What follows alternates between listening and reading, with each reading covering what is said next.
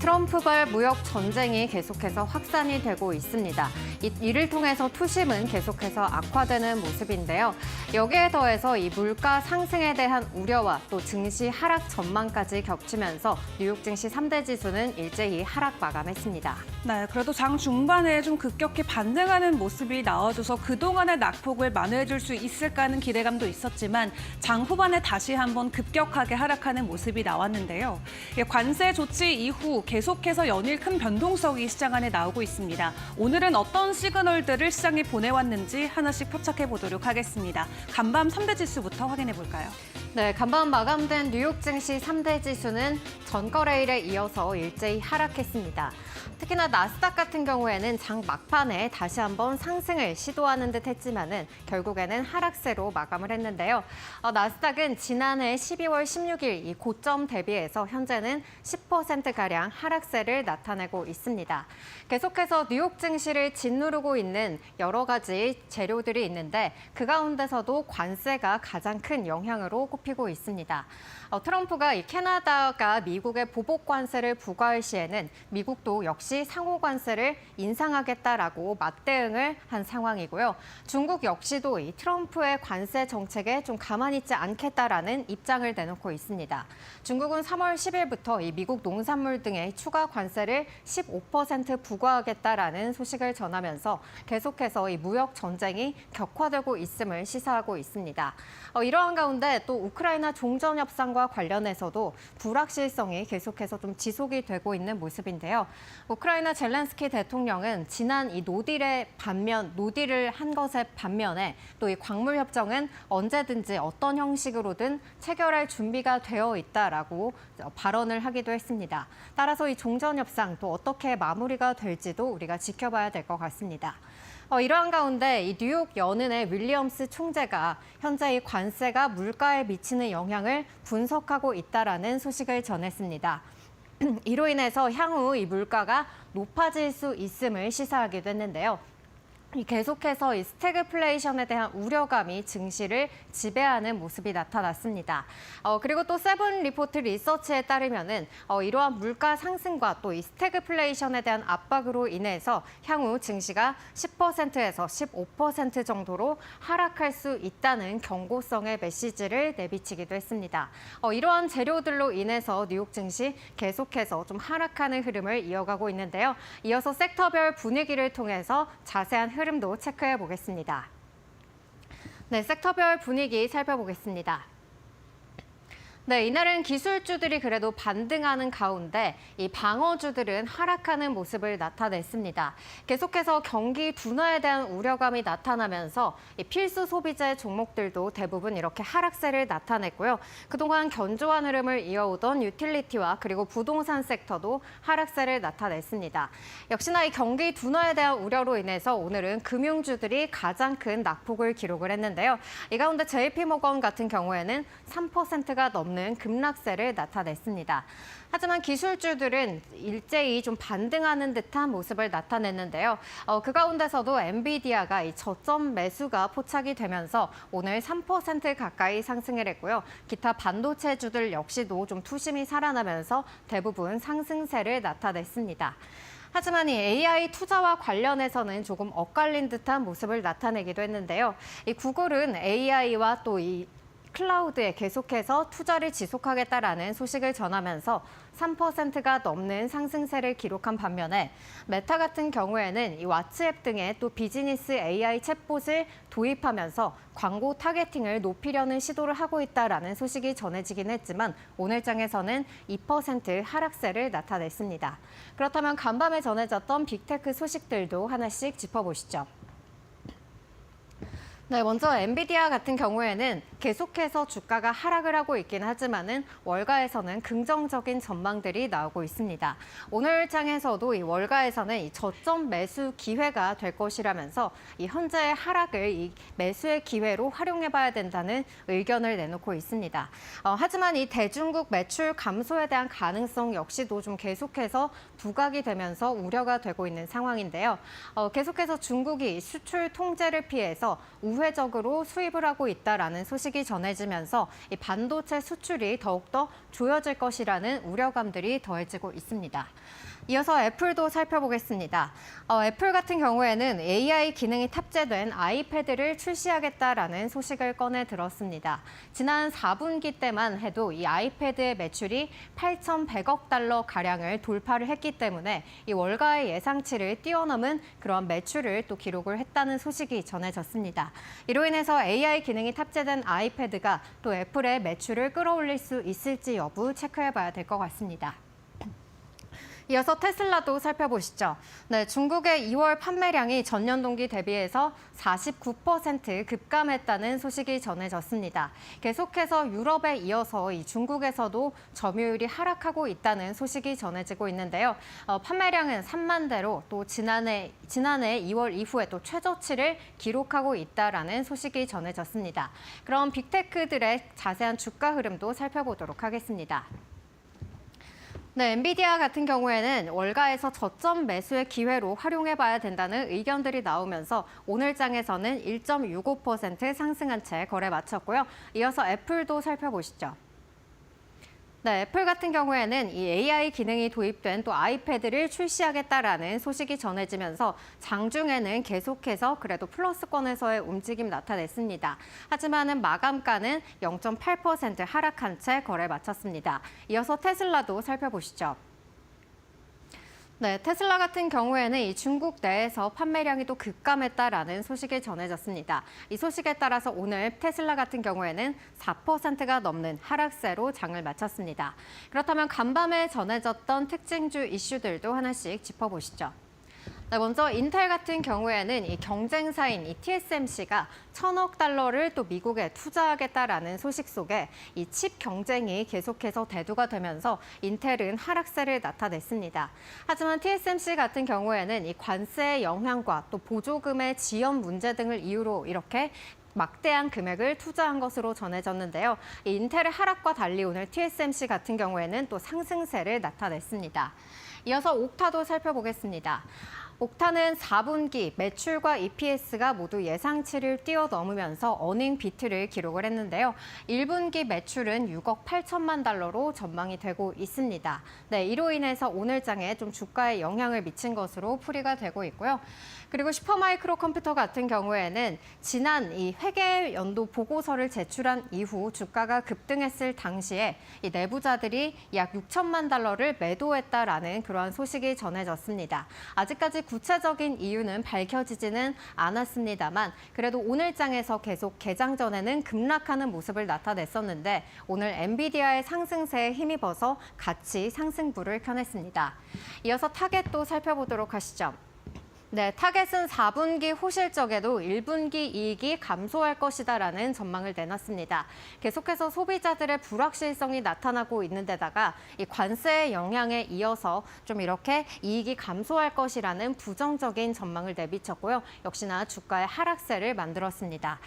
이어서 베스트바이도 살펴보시죠. 이 전자업체 소매 판매 업체인 이 베스트바이 같은 경우에는 4분기 호실적을 발표를 했습니다만 이 실적이 전년 동기 대비 둔화했다라는 그러한 분석들이 함께 나왔습니다.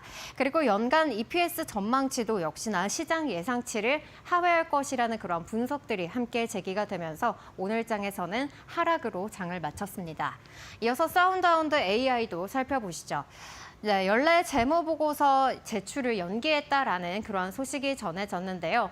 이 회사 합병 과정에서 이 회계 문제가 아직까지는 조금 해결이 되지 않았다라는 점을 언급하기도 했습니다. 이로 인해서 사운드하운드 AI도 오늘 장에서는 급락한 채 거래 마쳤습니다.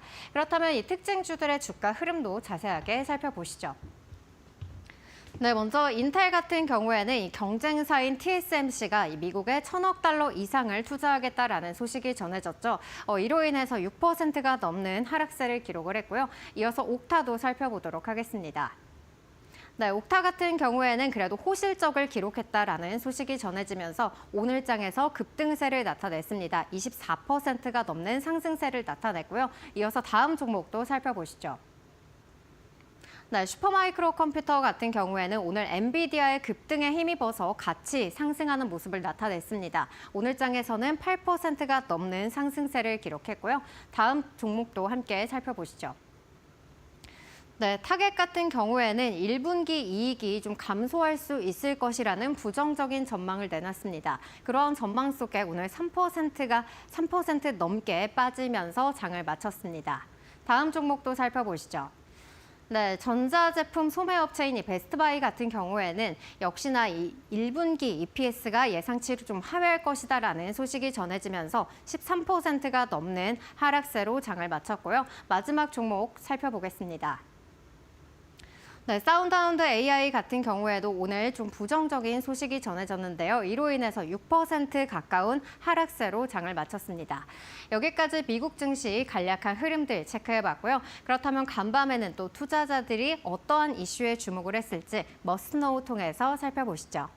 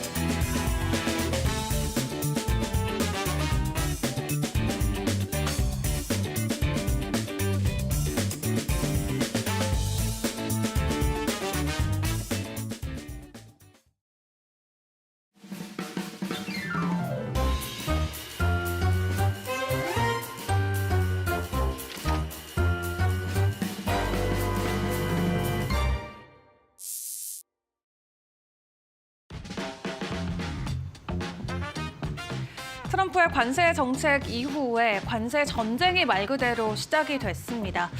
본격적으로 관세가 시작이 된 가운데 캐나다 그리고 멕시코에서도 가만히 있지 않겠다라는 대응의 조치들이 계속해서 나오고 있는데요. 간밤 뉴욕 증시 나름 장 후반에 상승을 해주나 싶었지만 모두 상승분을 일제히 반락한 채 3대 지수가 하락 마무리를 지었습니다.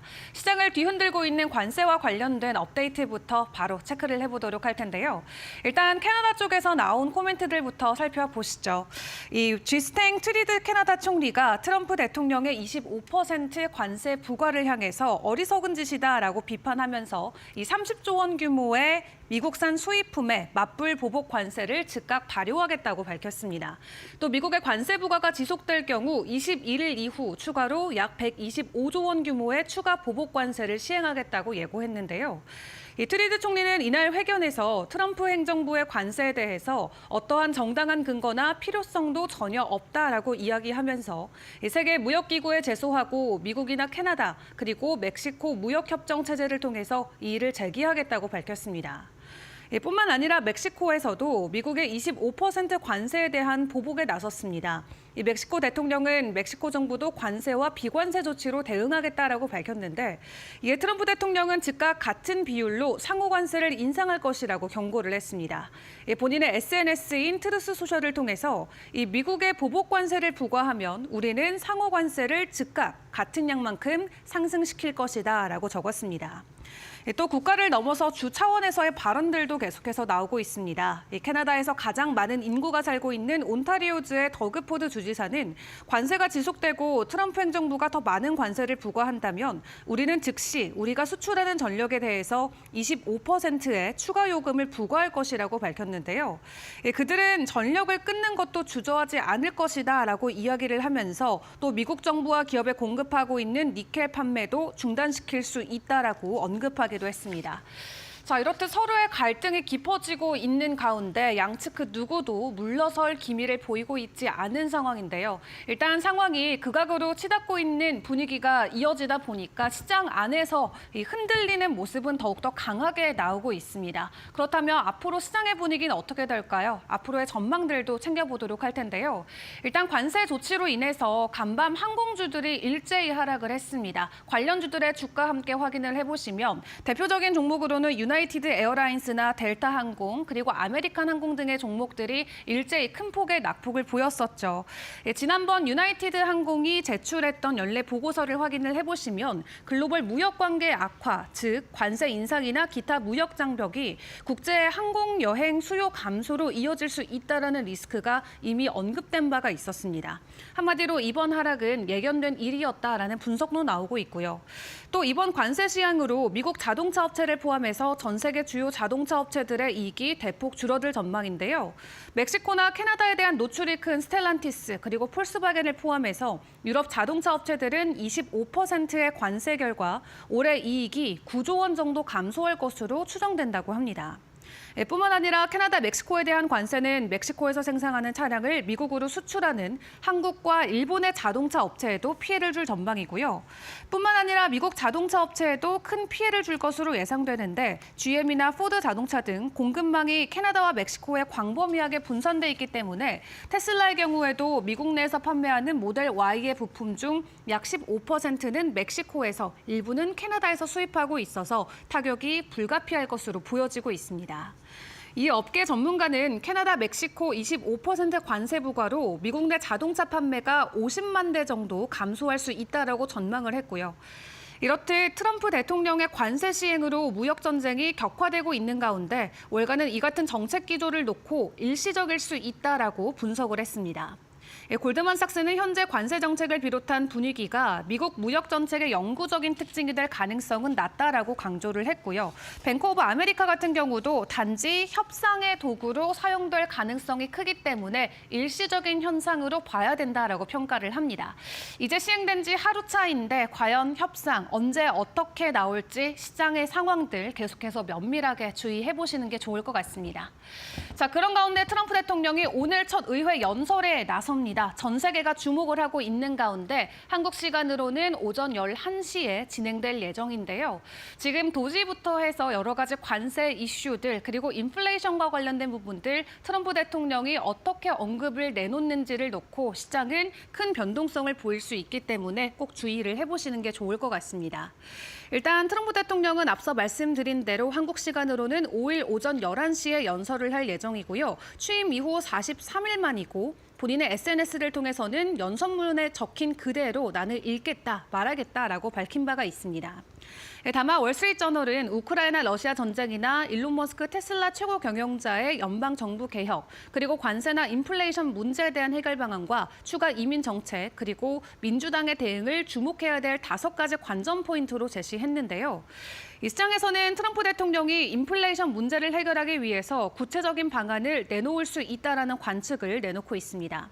지금까지 미국 안의 물가 상승과 관련해서는 조 바이든 전 대통령의 탓으로 책임을 돌리는 것 외에는 별다른 언급을 하지 않고 있는 상황인데 공화당 내부에서조차 정치적 위험성에 대한 경고 목소리가 나오고 있는 데다가 또 관세 인플레이션을 부추길 수 있다는 우려가 커지고 있기 때문에 이번 연설을 통해서 경제적인 측면에서는 어떤 발언들을 내놓을지 주목을 해보시는 게 좋겠습니다.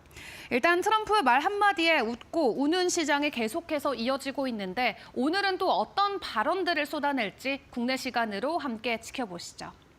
자, 그런 가운데 간밤 테슬라는 다시 한번 주가 하락이 나왔습니다. 2월에 대한 중국 데이터 판매량이 공개가 됐는데 전년 동기 대비해서 무려 50% 가까이 하락한 수치가 공개가 되면서 실망 매물이 계속해서 쏟아져 나왔고요. 또 월가에서 간밤 테슬라의 목표 주가를 하향으로 조정하는 리포트까지 공개가 됐습니다.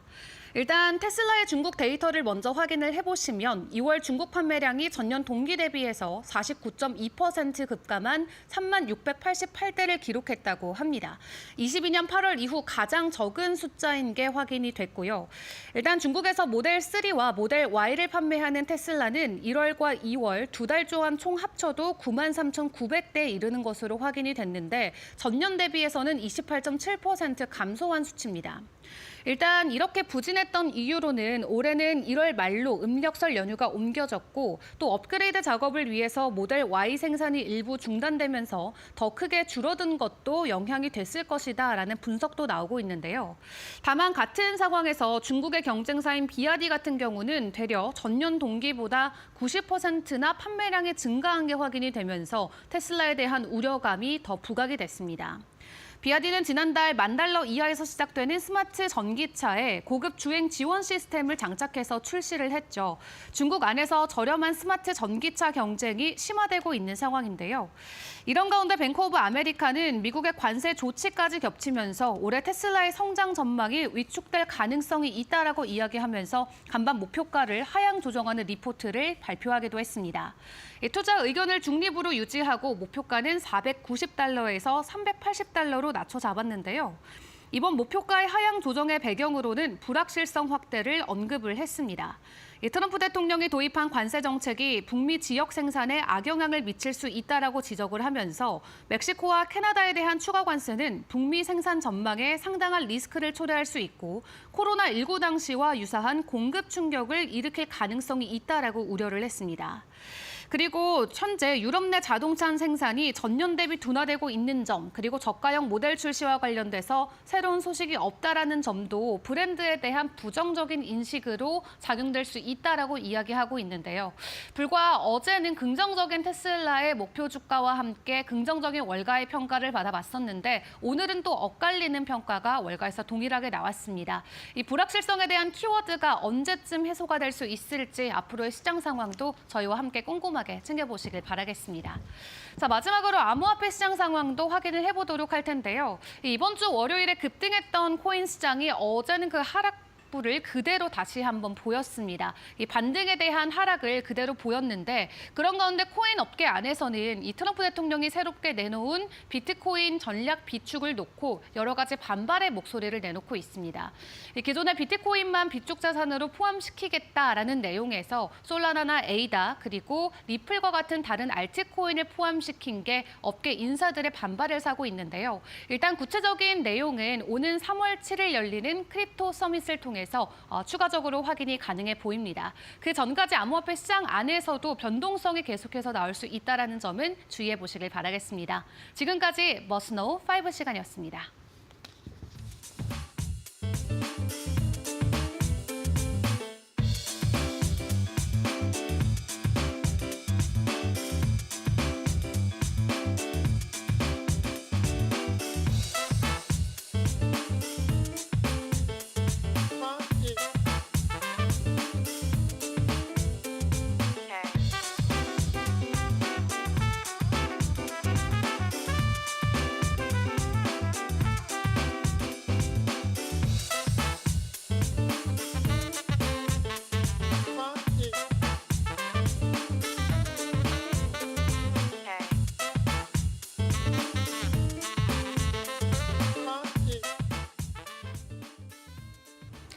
네, 뉴욕 증시 계속해서 이 관세 정책에 대한 압박으로 인해서 하락세가 이어지고 있습니다.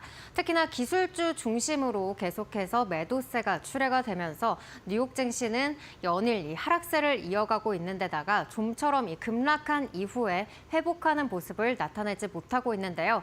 그렇다면 이러한 시점에서 우리는 미국 증시 계속해서 보유를 하고 가져가야 될지 아니면은 한 차례 또 매도를 하면서 포트폴리오를 다시 한번 구축해야 될지 참 고민이 되는 그러한 시점에 놓여 있습니다. 그런데 이러한 이 미국 증시에 대한 우려감들이 실제로 또 우려감에만 그칠 것이다라는 분석들도 함께 나오고 있는데요. 그렇다면 뉴욕 증시 또 앞으로 상승할 수 있을지 또 관련해서 주목해봐야 될 업종은 어떠한 업종들인지 함께 체크해 보도록 하겠습니다. 먼저 이 뉴욕 증시 계속해서 좀 급락세를 이어가고 있습니다.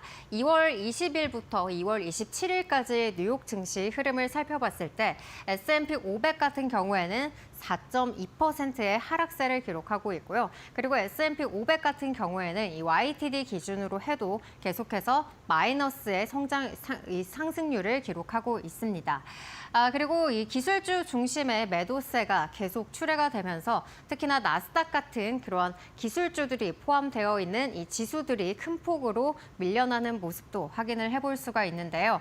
나스닥 100 같은 경우에는 7.1% 하락을 했고요. 또 엔비디아를 엔비디아를 포함한 이 반도체 지수들도 계속해서 급락을 하면서 11%대가 넘는 하락세를 기록을 하고 있습니다. 역시나 산업별로 살펴본다면은 이 엔비디아를 포함한 이 IT 업종이 크게 하락했음을 확인을 해볼 수가 있는데요.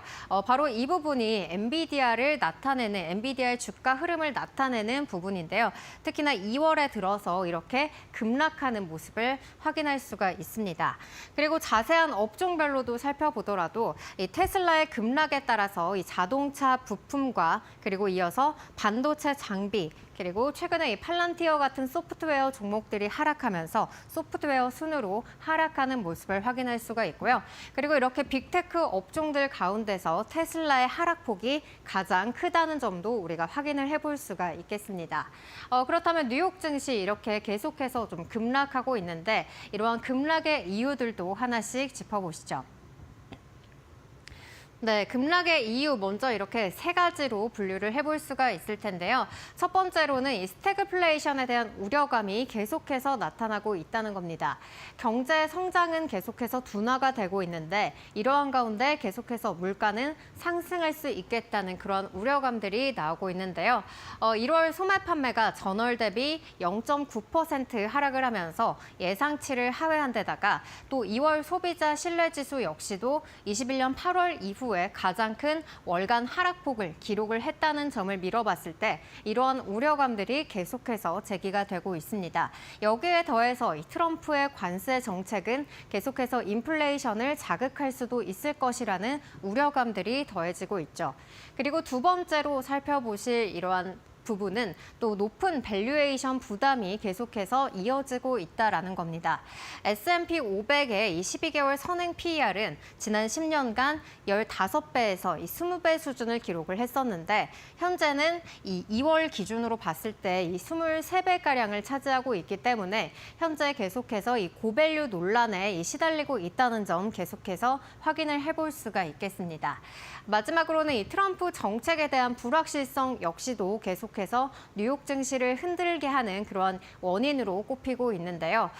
파리 기후협약을 탈퇴한다든지 또 WHO를 탈퇴하고 또 이란의 핵 합의를 파기하는 등 이러한 정책을 내놓으면서 다른 국가들의 반발이 예상되는 정책을 계속해서 꺼내놓고 있습니다. 이로 인해서 또 계속해서 무역 전쟁이 확대가 되고 글로벌 증시에도 긴장감을 더하고 있다는 점도 계속해서 뉴욕 증시가 급락할 수밖에 없는 그러한 요인으로 작용을 하고 있습니다.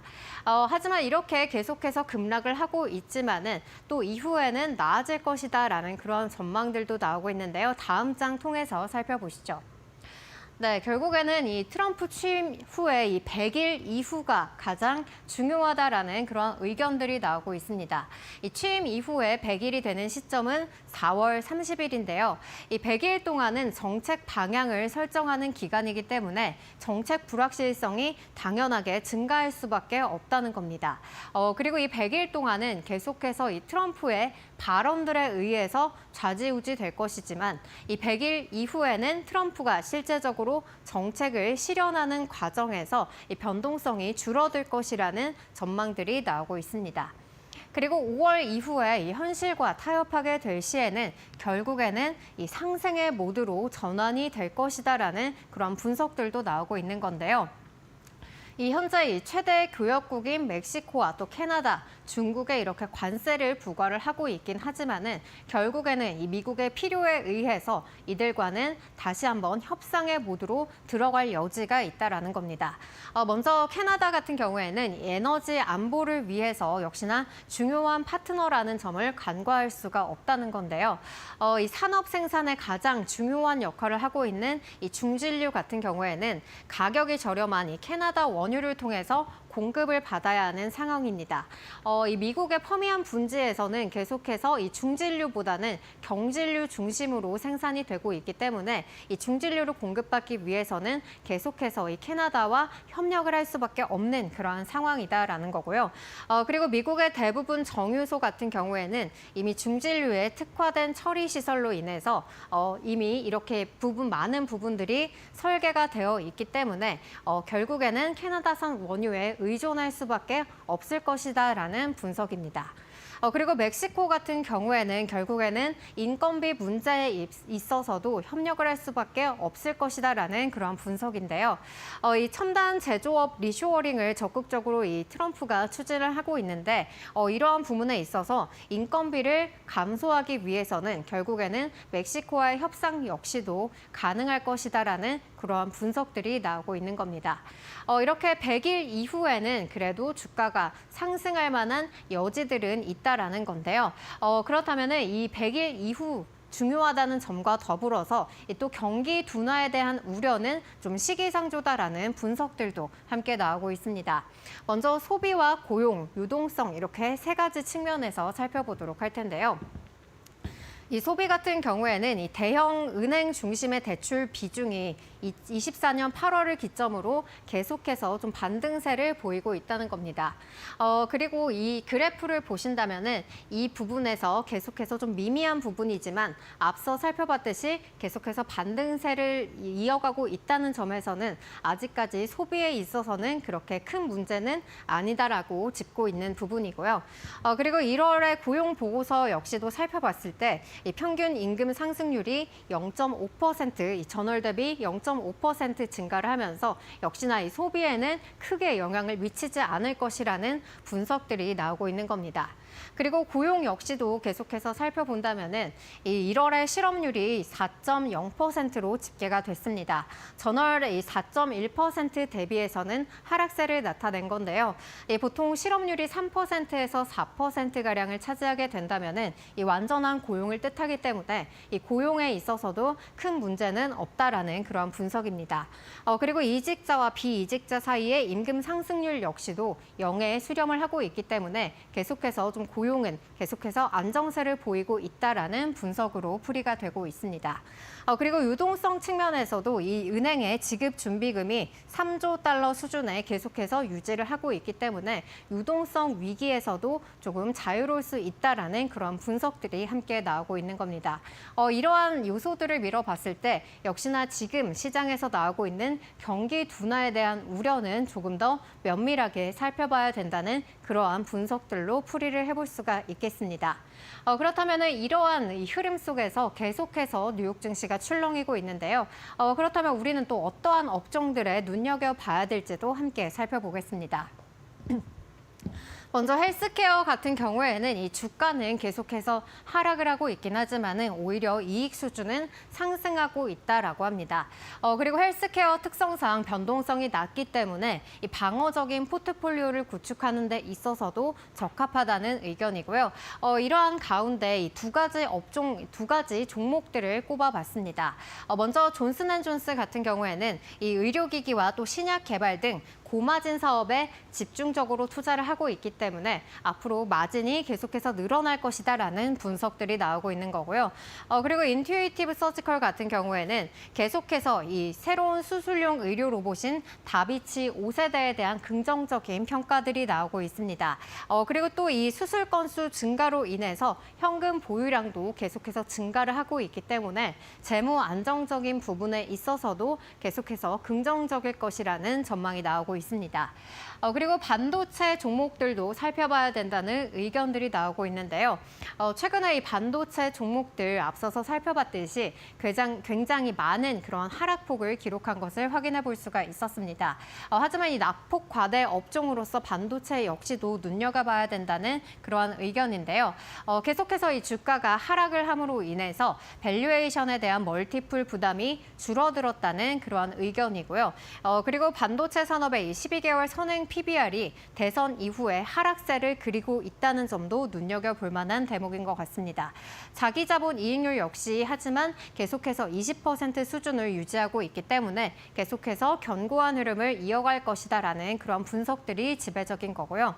그리고 향후 이 3년간의 이익 성장을 반영한 이 PER이 시장보다 낮은 종목들에 있어서 좀 비중을 확대해봐야 된다는 의견들이 나오고 있습니다. 대표적으로는 엔비디아와 AMD 이런 브로드컴 같은 종목들을 꼽을 수가 있겠는데요.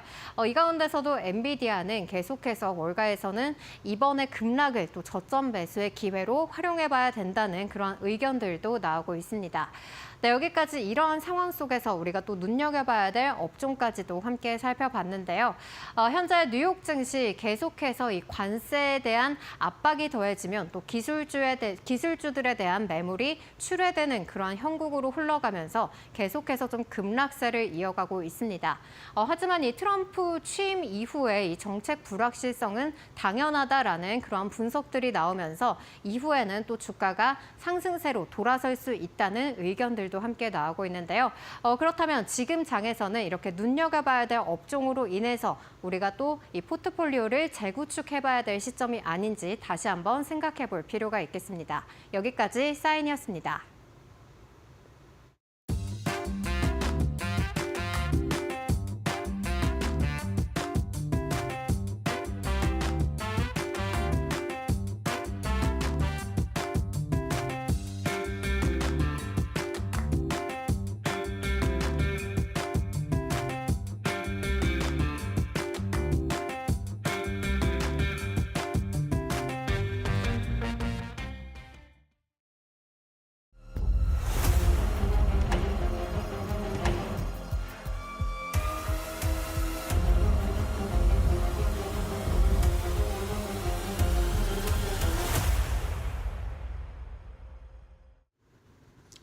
안녕하세요. 메디토크 신일섭입니다. 오늘의 주제는 TSMC 애리조나 1,000억 달러 추가 투자 발표, 워렌 버핏 관세와 이빨 요정, 베스트바이 실적 발표입니다.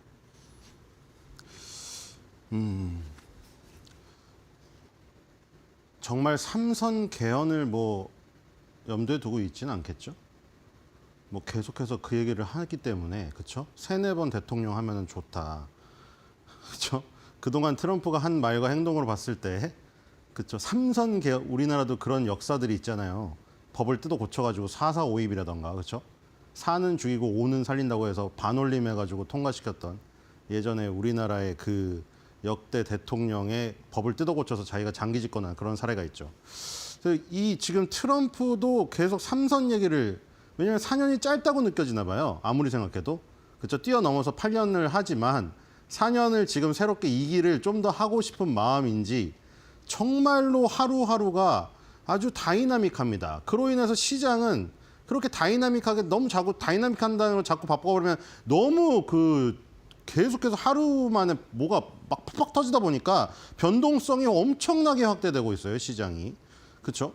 근데 이 트럼프는 무조건 이걸 해야 된다고 하니 지금 무조건 이걸 해서 우리나라의 잃어버린 제조업을 다 살리고 다 노동자들을 이쪽으로 와야 된다고 하니까 미국 대통령을 말릴 사람이 아무도 없지 않습니까? 그래서 어쨌든 간에 삼선 개헌을 해서 무슨 3번을 해서 민주주의를 파괴할지 그건 모르겠는데 어쨌든 지금 계속 하고 싶은 거는 너무 사실인 것 같아요. 막 10년도 하고 싶나 봐요, 지금.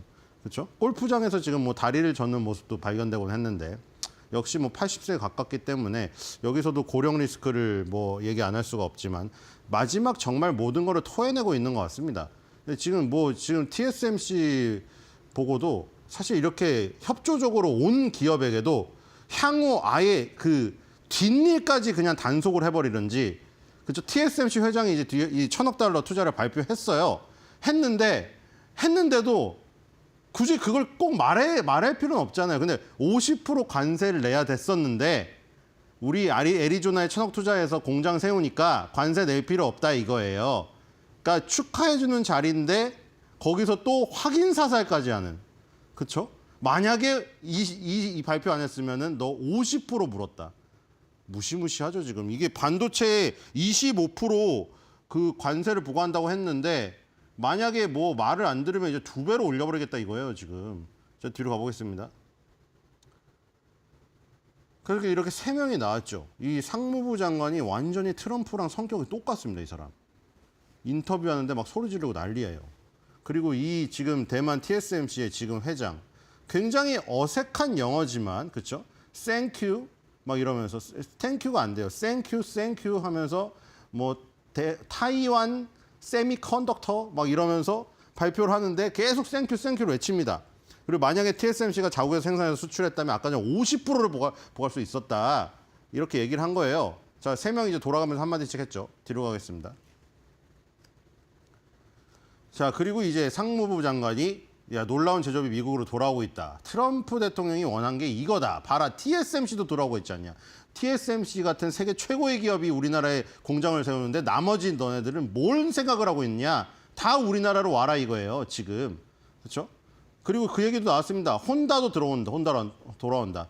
멕시코 어제 얘기했죠. 멕시코를 때리면 혼다가 멕시코를 통해서 수출하고 있거든요. 그럼 이제 멕시코까지 때려버리면 혼다가 멕시코의 싼 인력을 이용해가지고 수출하는 거에 제동이 걸릴 수밖에 없어요. 25%가 더 물어내야 되니까.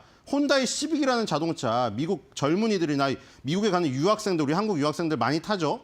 그렇죠? 시빅이 굉장히 좀 적정한 가격에 타고 다닐 만한 차기 때문이에요. 근데 이제 혼다도 결국에는 미국에 공장을 세운다잖아요. 왜냐면 멕시코 공장에서 만들어서 팔면 25% 관세가 붙어버리니까. 그러니까 일본 혼다도 돌아오고 있다. 대만의 TSMC도 돌아오고 있다. 자, 우리나라로 놀라운 제조업이 미국으로 다 돌아오고 있습니다. 이러면서 옛날에 무슨 펜실베니아, 지금 요 애리조나 다 이제 살아납니다. 다 우리나라로 오세요. 이런 자리였어요. 뒤로 가겠습니다. 자, 그리고 지금 멕시코, 캐나다, 중국 이 세 개 계속 언론에 계속 나오죠. 4월 2일부터인가요? 멕시코랑 캐나다에 25%씩 관세 부과하고 중국은 10% 관세 부과했는데 추가로 10% 관세 부과했고 그 전에 25%가 있기 때문에 중국은 이미 45%예요. 근데 왜 그 세 개 나라만 때리느냐? 맨 먼저. 나중에 이제 EU 쪽으로도 간다고 얘기는 했죠. 근데 왜 그 세 개예요? 세 개가 제일 많으니까요. 지금 펜타닐 얘기하고 있잖아요. 이 세 개국에서 펜타닐 원료를 수입해서 우리나라 사람 다 죽인다. 그 막내 아들 베런 있죠. 190 넘는 키 막내 아들. 옛날에 어릴 때 영상 보면은 너 절대 타투도 안 된다. 문신은 절대 안 되며 타투도 안 되고 너 마약 절대 안 되고 술도 입에 대지 마라. 계속 그렇게 교육하죠. 마약에 대해서 트라우마가 있어요. 트럼프는 술, 담배도 안 하거든요. 그러니까 펜타닐에 대해서 굉장히 압박감을 갖고 있는 건 사실인데 펜타닐 원료를 주로 수입한다던 나라랑 자기의 수입 액수 1, 2, 3위가 이게 우연히 겹쳤을 수도 있겠죠. 그런데 우연히 겹쳤다고 얘기하기에만은 너무 그 순위가, 그렇죠? 멕시코, 중국, 캐나다가 이 미국의 수입하는 이 가치의 밸류가 1, 2, 3위가 압도적이에요. 그러니까 이 세 개를 건드리는 거죠. 그 다음에 독일, 일본 이렇게 나가거든요. 근데 이 세 개가 거의 대부분입니다. 멕시코, 중국, 캐나다에서 수입하는 게 미국이 수입하는 액수의 거의 절대예요. 그러니까 이게 뭐 펜타닐이 됐던 무슨 핑계가 됐던 간에 어떤 핑계를 댔던 간에 무조건 이 세 나라를 무조건 때렸을 거라 이거죠. 지금은 펜타닐이 핑계인지 정말 펜타닐을 싫어했던 그런 역사가 있기 때문에 그걸 핑계라고 할 수는 없는데 그 이력 때문에. 근데 어쨌든 이렇게 된 거예요. 그리고 1기랑 비교해 보면은 1기 때도 똑같아요. 순위만 바뀌었지. 트럼프 1기 때 2017년 때도 똑같아요. 그때 수입액이 중국에서 수입하는 게 제일 많았어요. 압도적으로. 그 다음에 멕시코, 캐나다예요. 똑같잖아요, 지금. 2기 때도 결국 똑같아요. 순위만 바뀌었어요. 멕시코가 1위로 올라갔고 여기서 중국이 2위로 내려앉았고 캐나다는 그대로 3위예요. 똑같거든요. 그러니까 세 나라를 때리는 거예요, 지금. 멕시코, 캐나다, 중국을 계속 세 나라를 때리는 게 자기네가 미국이 수입하는 액수가 제일 절대 다수기 때문에 때리는 거라고요, 이게 지금.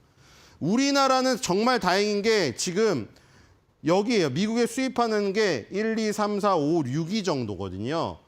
우리나라가 만약에 캐나다나 뭐 중국 위치에 있었어 봐요. 우리나라 산업 작살 났겠죠, 이거. 우리나라 반도체 기업들 다 거기다 공장 세워야 돼요. 삼성전자, 하이닉스. 지금도 쭉 세우고 있지만 아예 다 옮겨야 된다고요. 이렇게 되면. 근데 지금 우리나라 지금 후순위로 밀려 있죠. 독일하고 이탈리아 뭐 이쪽에 있잖아요. 그러니까 유럽은 이제 후순위인 거예요. 후순위. 유럽이 후순위입니다. 그러니까 지금 이 세 개를 집중적으로 지금 공략하고 있는 거죠. 지금. 뒤로 가보겠습니다. 자, 그래서 이렇게 돼 있습니다. 지금 멕시코, 중국, 캐나다 이거 세 개를 합쳐봐요. 이 나머지를 다 합쳐도 안 됩니다. 그러니까 결국 이 세 개를 주력으로 때려야 되는 것이죠. 완전히. 그렇죠? 다 자릿수가 틀리잖아요. 얘네만 476빌리언 4로 시작하고 독일 4위가 1입니다. 이건 차이가 너무 크잖아요. 이거 네 나라를 합쳐야 캐나다 하나고. 그렇죠? 지금 이런 상황이라는 거예요. 앞에서는 펜타닐 얘기를 하지만. 뒤로 가겠습니다. 자, 그리고 이것도 우리나라 언론이랑 뭐 미국 언론이랑 뭐 어디 언론은 다 똑같은 것 같아요. 자, 이렇게 해놓으면 어떻게 되겠습니까? 이거 이렇게 해놓으면 마치 UFC 대전표 앞에 그 타이틀 매치 같지 않아요? 그렇죠? 이게 그래요. 맞아요. 버핏이 관세에 대해 얘기한 건 맞는데 그 한 48분간의 인터뷰 중에서 관세 얘기한 거는 30초밖에 안 했어요. 30초도 아니에요. 한 10초밖에 안 했어요.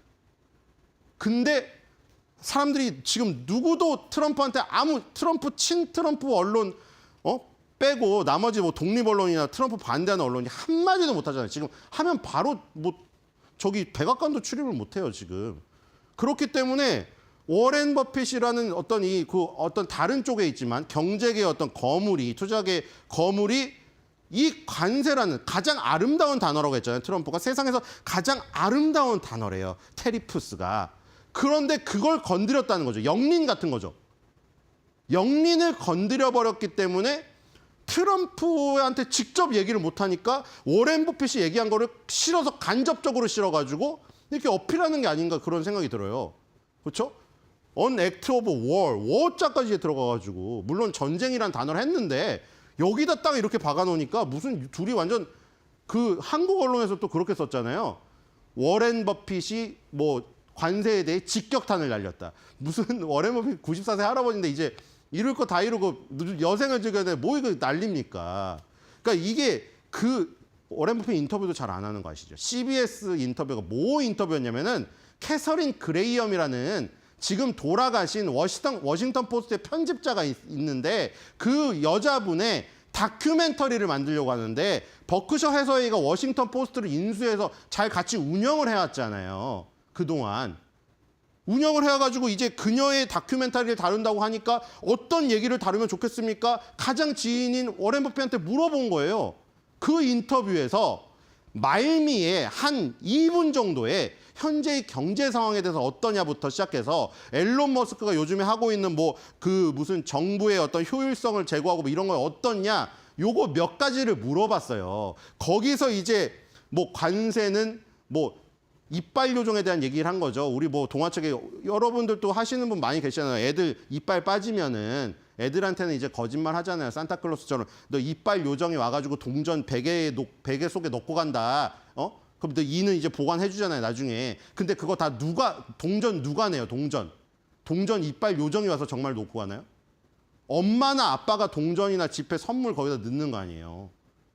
그러니까 그 얘기를 한 거예요. 워렌 버핏은 이 관세는 이빨 요정도 지불하지 않는다. 그러니까 그 돌려서 무슨 얘기예요? 누군가 그걸 내야 된다는 얘기잖아요, 지금.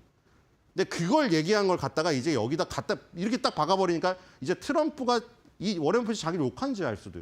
물론 똑똑하니까 알겠지만 물론 워싱턴 포스트가 하필이면은 민주당 지지 성향의 그 진보지긴 해요. 그렇죠? 그런 게 또 얽혀가지고 뭐 트럼프가 어떤 반응을 보일지 모르겠어요. 하지만 지금 언론이 굉장히 지금 그렇죠? 그동안 이걸 쓰고 싶었는지 워렌 버핏이 마치 인터뷰에서 모든 것을 할애해서 트럼프 정권을 완전히 반박하고 저기 한 것으로 저기 알고 있습니다. 근데 맨 마지막 항상 말이 중요하잖아요. 맨 마지막 클로징 멘트가. 워렌 버핏의 클로징 멘트가 뭐였는지 아세요? 그게 지금 아무도 그걸 안 썼잖아요. 지금. 트럼프 욕한 것만 썼지. 욕도 아닌데 사실. 맨 마지막은 결국 내 자산은 다 미국에 있을 것이다. 왜냐하면 미국이 최고고 난 역시 미국인으로 태어난 게 행운이다. 또 그 얘기했어요. 맨날 그 얘기 하잖아요. 내가 미국인으로 태어난 게 정말 천만다행이라고. 미국처럼 좋은 나라는 전 세계에 없다고. 결국 그게 중요한 거 아니에요? 정말 만약에 이 말대로 워렌 버핏이 관세가 싫고 지금 이게 잘못됐고 막 이러면은 자산 다 빼가지고 미국을 다 빼야 될 거 아니에요, 지금. 근데 미국이 최고의 투자 기회라고 했습니다. 그게 중요한 거죠. 뒤로 가보겠습니다. 이거 여기만 이런 게 아니거든요. 여기도 지금 이렇게 사진을 보통 이렇게 워렌 버핏이 얘기했던 여기 조그맣게 하면 되는데 이거를 이런 식으로 배치를 해버리잖아요. 알죠? 이 지금 카메라를 양쪽에 이렇게 딱 이렇게 해버리잖아요. 그럼 완전히 이게 대결 이미지가 되거든요. 토론 저기서 많이 나오는 장면이잖아요. 토론 프로그램에서 이런 구도를 많이 쓰거든요. 이렇게 딱 갖다 붙여버린 다음에 버핏이 무슨 뭐 이거 테리프스에 대해 언급을 했다 이래버리니까 완전 직격탄을 날린 것처럼 이렇게 돼버리는 거거든요. 뒤로 가겠습니다. 물론 이렇다고 또 보복하진 않겠죠? 자, 어쨌든 지금 실적 발표가 또 꽉 차 있습니다. 그래서 지금 여러분들이 제일 좋아하는 거 리게티 이거죠? 이게 양자 컴퓨터 해가지고 뭐 엄청 난리인데 이거 실적 발표 장후에 나오고 그리고 일단 이제 내일 목요일이 이제 제일 중요하다고 했죠. 코스트코, 브로드컴 이런 것들이 있기 때문에. 자, 오늘은 저기 보겠습니다. 베스트바이를 보겠습니다. 자, 지금 월마트랑 코스트코가 굉장히 좋지 않습니까, 지금? 지금 베스트바이라는 이 소매점도 요것도 지금 그 중요하죠. 만약에 저렇게 말 그대로 워렌 버핏의 말 그대로 관세는 결국에 누가 이빨 요정이 대신 내주는 게 아니기 때문에 그 얘기예요. 결국 소비자에게 전가된다는 얘기잖아요. 결국 그거를 워렌 버핏은 그런 할아버지 유머로 항상 표현을 하기 때문에 그런 이빨 요정을 들어서 표현을 했는데 이빨 요정은 이 세상에 없다 이거죠. 그 관세, 아름다운 이름의 관세가 폭탄이 매겨지면 누군가의 호주머니에서 나가야 되는데 그 호주머니 결국 누구냐 이거예요. 결국 일반 소비자 주머니에서 나간다 이거죠. 근데 그거를 부담하고라도 월마트, 코스트코, 뭐 베스트바이에서 소비를 하겠느냐 이거죠. 그런데 만약에 그래서 월마트, 코스트코, 베스트바이 이런데 그 소비자 가격의 전가가 돼서 소비를 줄여버리면 그럼 정말 그 문제가 이제 되는 것이죠. 이 지금 베스트바이 같은 경우는 그 동그라미 자체가 일단 굉장히 원형에 가깝습니다. 아주 좋은 그림이죠. 그리고 초록색은 이제 그림이 수치가 크기 때문에 초록색일수록 동그랄수록 좋은 거잖아요. 완벽한. 근데 여기 지금 재무제표도 완벽하죠. 배당도 거의 만점이죠.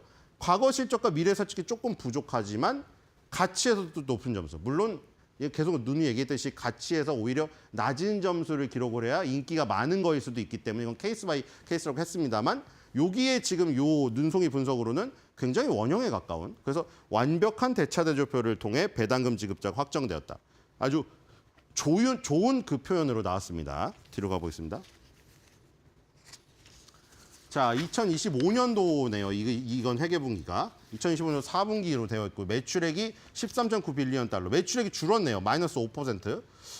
그리고 이게 지금 순이익이 75%가 감소를 해버렸네요. 아주 안 좋아요. 주당 순이익도 75% 감소해서 0.54. 그리고 조정해주니까 이제 좀 일회성 비용이 제거돼서 2.58이 됐는데 마이너스 5% 정도입니다. 자, 간단해요. 국내 도메스틱 인터내셔널이 있는데 국내가 91.2니까 미국의 지금 소비가 마이너스 5%가 났다는 얘기고요. 국제는 그냥 플랫이 나왔습니다. 그리고 가장 이제 그 소비업 제조업 말고 소매업이나 도소매업에서 중요한 거 비교 대상 매장 매출 홈디포랑 로우스에서도 나왔는데 마이너스였다가 일단 플러스로 전환한 거. 요건 아주 좋아 보입니다. 자, 뒤로 가보겠습니다. 자, 100.70 달러 12%만 오르면 도달되게 되네요. 자, 뒤로 가볼까요? 모더레이트 바이겠죠. 자, 모더레이트 바이 6바이 3홀드 1셀입니다. 자, 차트만 보고 나머지 마무리하도록 하겠습니다. 자, 월봉 차트입니다. 지금 왜 답답하냐면 결국 여기였죠. 주황색 50개월 선에서 2020년 코로나 때도 극적으로 지지가 됐었는데 그 부분을 2022년에 깨고 나니까 정말로 답답한 흐름들이죠. 여기 잠깐 올라갔었죠. 잠깐 올라갔는데 바로 3개월 만에 내려와가지고 지금 또 50개선 아래에 있습니다. 자, 여기를 벗어나야지 지지를 확보를 해야지 위로 갈 수 있는 이제 토대가 되는데 지금 계속 50개월 선에서 머리만 쏙쏙 내밀고 있지 확실한 지지를 지금 못 발휘하고 있습니다. 확실한 지지를 얻으면 이렇게 장기 상승이 나오거든요. 50개월 선 위에서. 그렇죠? 그리고 이제 올라가면 20개월선 타게 되고요. 지금은 50개월선 아래에 있는 구간이 많다. 지금 한 3년 동안 지금 이러고 있죠. 여기 위로 올라가야 월마트나 코스트코 같은 어떤 저기가 나올 것 같습니다. 자, 오늘의 한 줄 매도평입니다. 자, 그래서 뭐 아이들은 몰라도 어른들은 다 알고 머리 큰 아이들도 다 압니다. 자, 산타클로스 선물도 이빨 요정의 동전도 엄마 아빠 호주머니에서 나온 거 알아?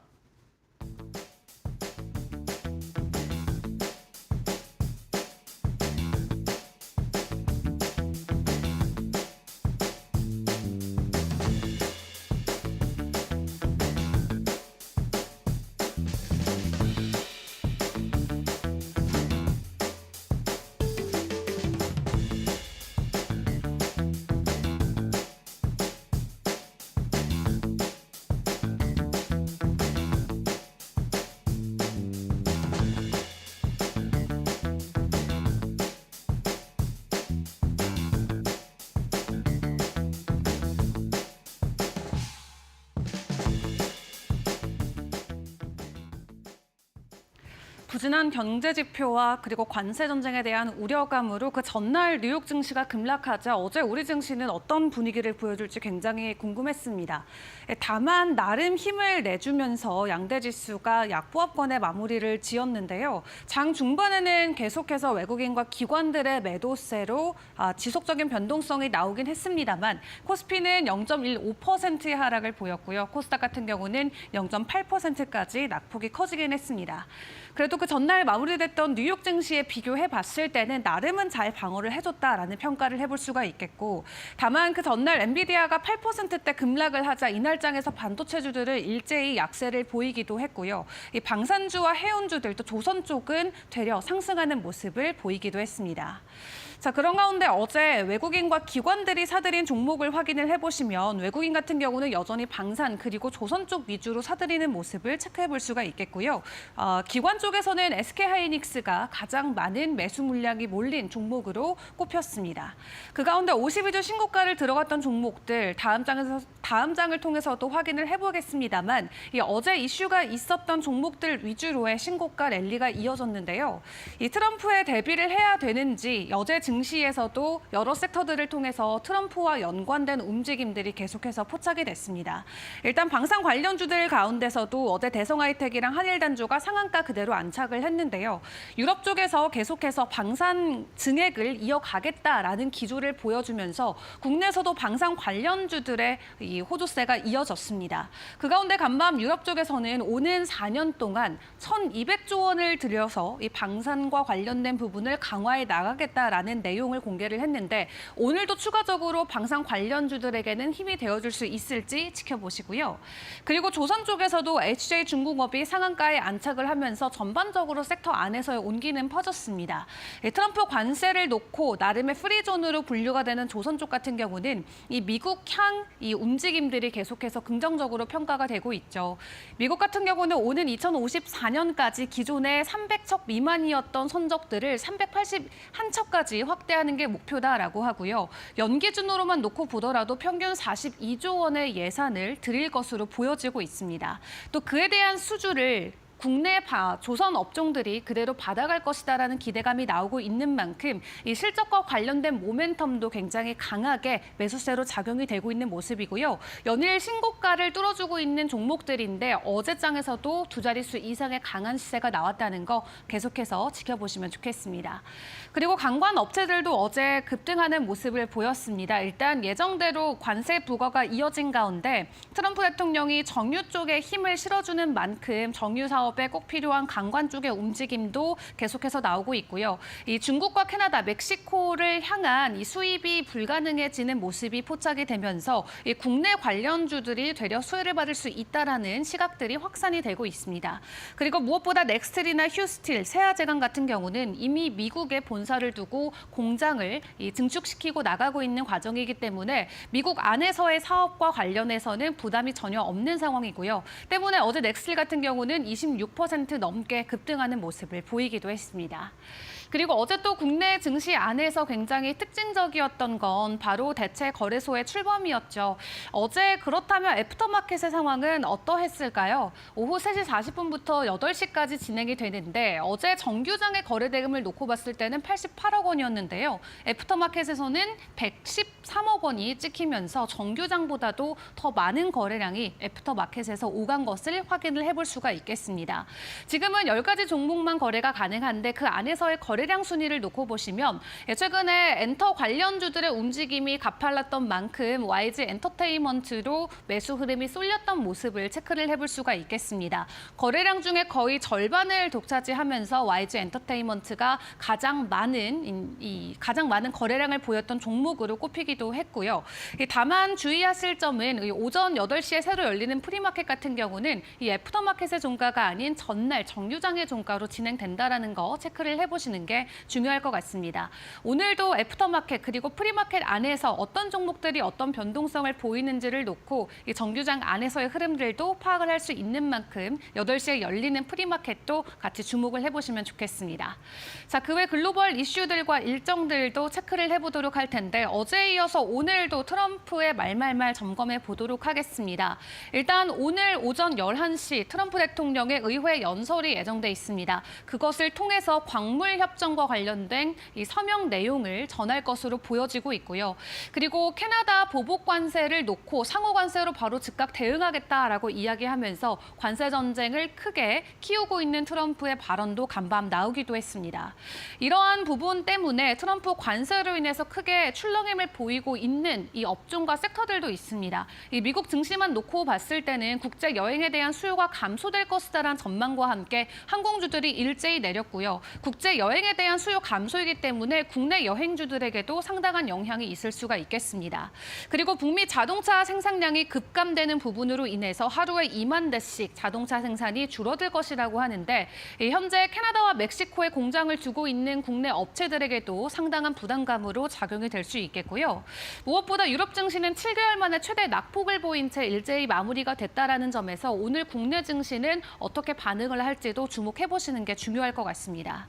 그리고 최근에 테슬라의 가격이 지지부진했었는데 여기에 뱅크 오브 아메리카 같은 경우는 이 트럼프 관세로 인해서 전반적으로 자동차 산업의 위축이 테슬라도 부정적으로 작용될 수 있다라는 코멘트를 내놓으면서 목표 주가를 하향 조정하기도 했는데요. 오늘 2차 전지 쪽이나 전기차 그리고 자동차 관련주들은 해당 이슈들을 어떻게 소화해낼지도 같이 참고해 보시는 게 좋겠습니다. 그런 가운데 어제 국내 증시가 그나마 힘을 내줬던 건 어제부터 시작됐던 중국의 양회에 대한 기대감이 또 아닐까 싶은데요. 추가적으로 어떤 정책들이 나올지 그리고 대미 관련해서 어떤 관세 조치들이 나올지를 놓고 국내 증시는 추가적인 변동성을 보일 수 있다는 거 주목을 해보시고 새벽에는 연준의 베이지북이 공개가 됩니다. 그리고 서비스업 PMI나 고용 보고서 등 이번 주에 아직도 우리가 주요하게 볼 만한 경제 지표들이 남아있는 상황인데요. 오늘의 국내 증시의 분위기는 어떤 쪽에 방향성을 맞춰줄지 일단 개장 상황도 저희 이데일리 TV와 함께 꼼꼼하게 점검해 보시기를 바라겠습니다.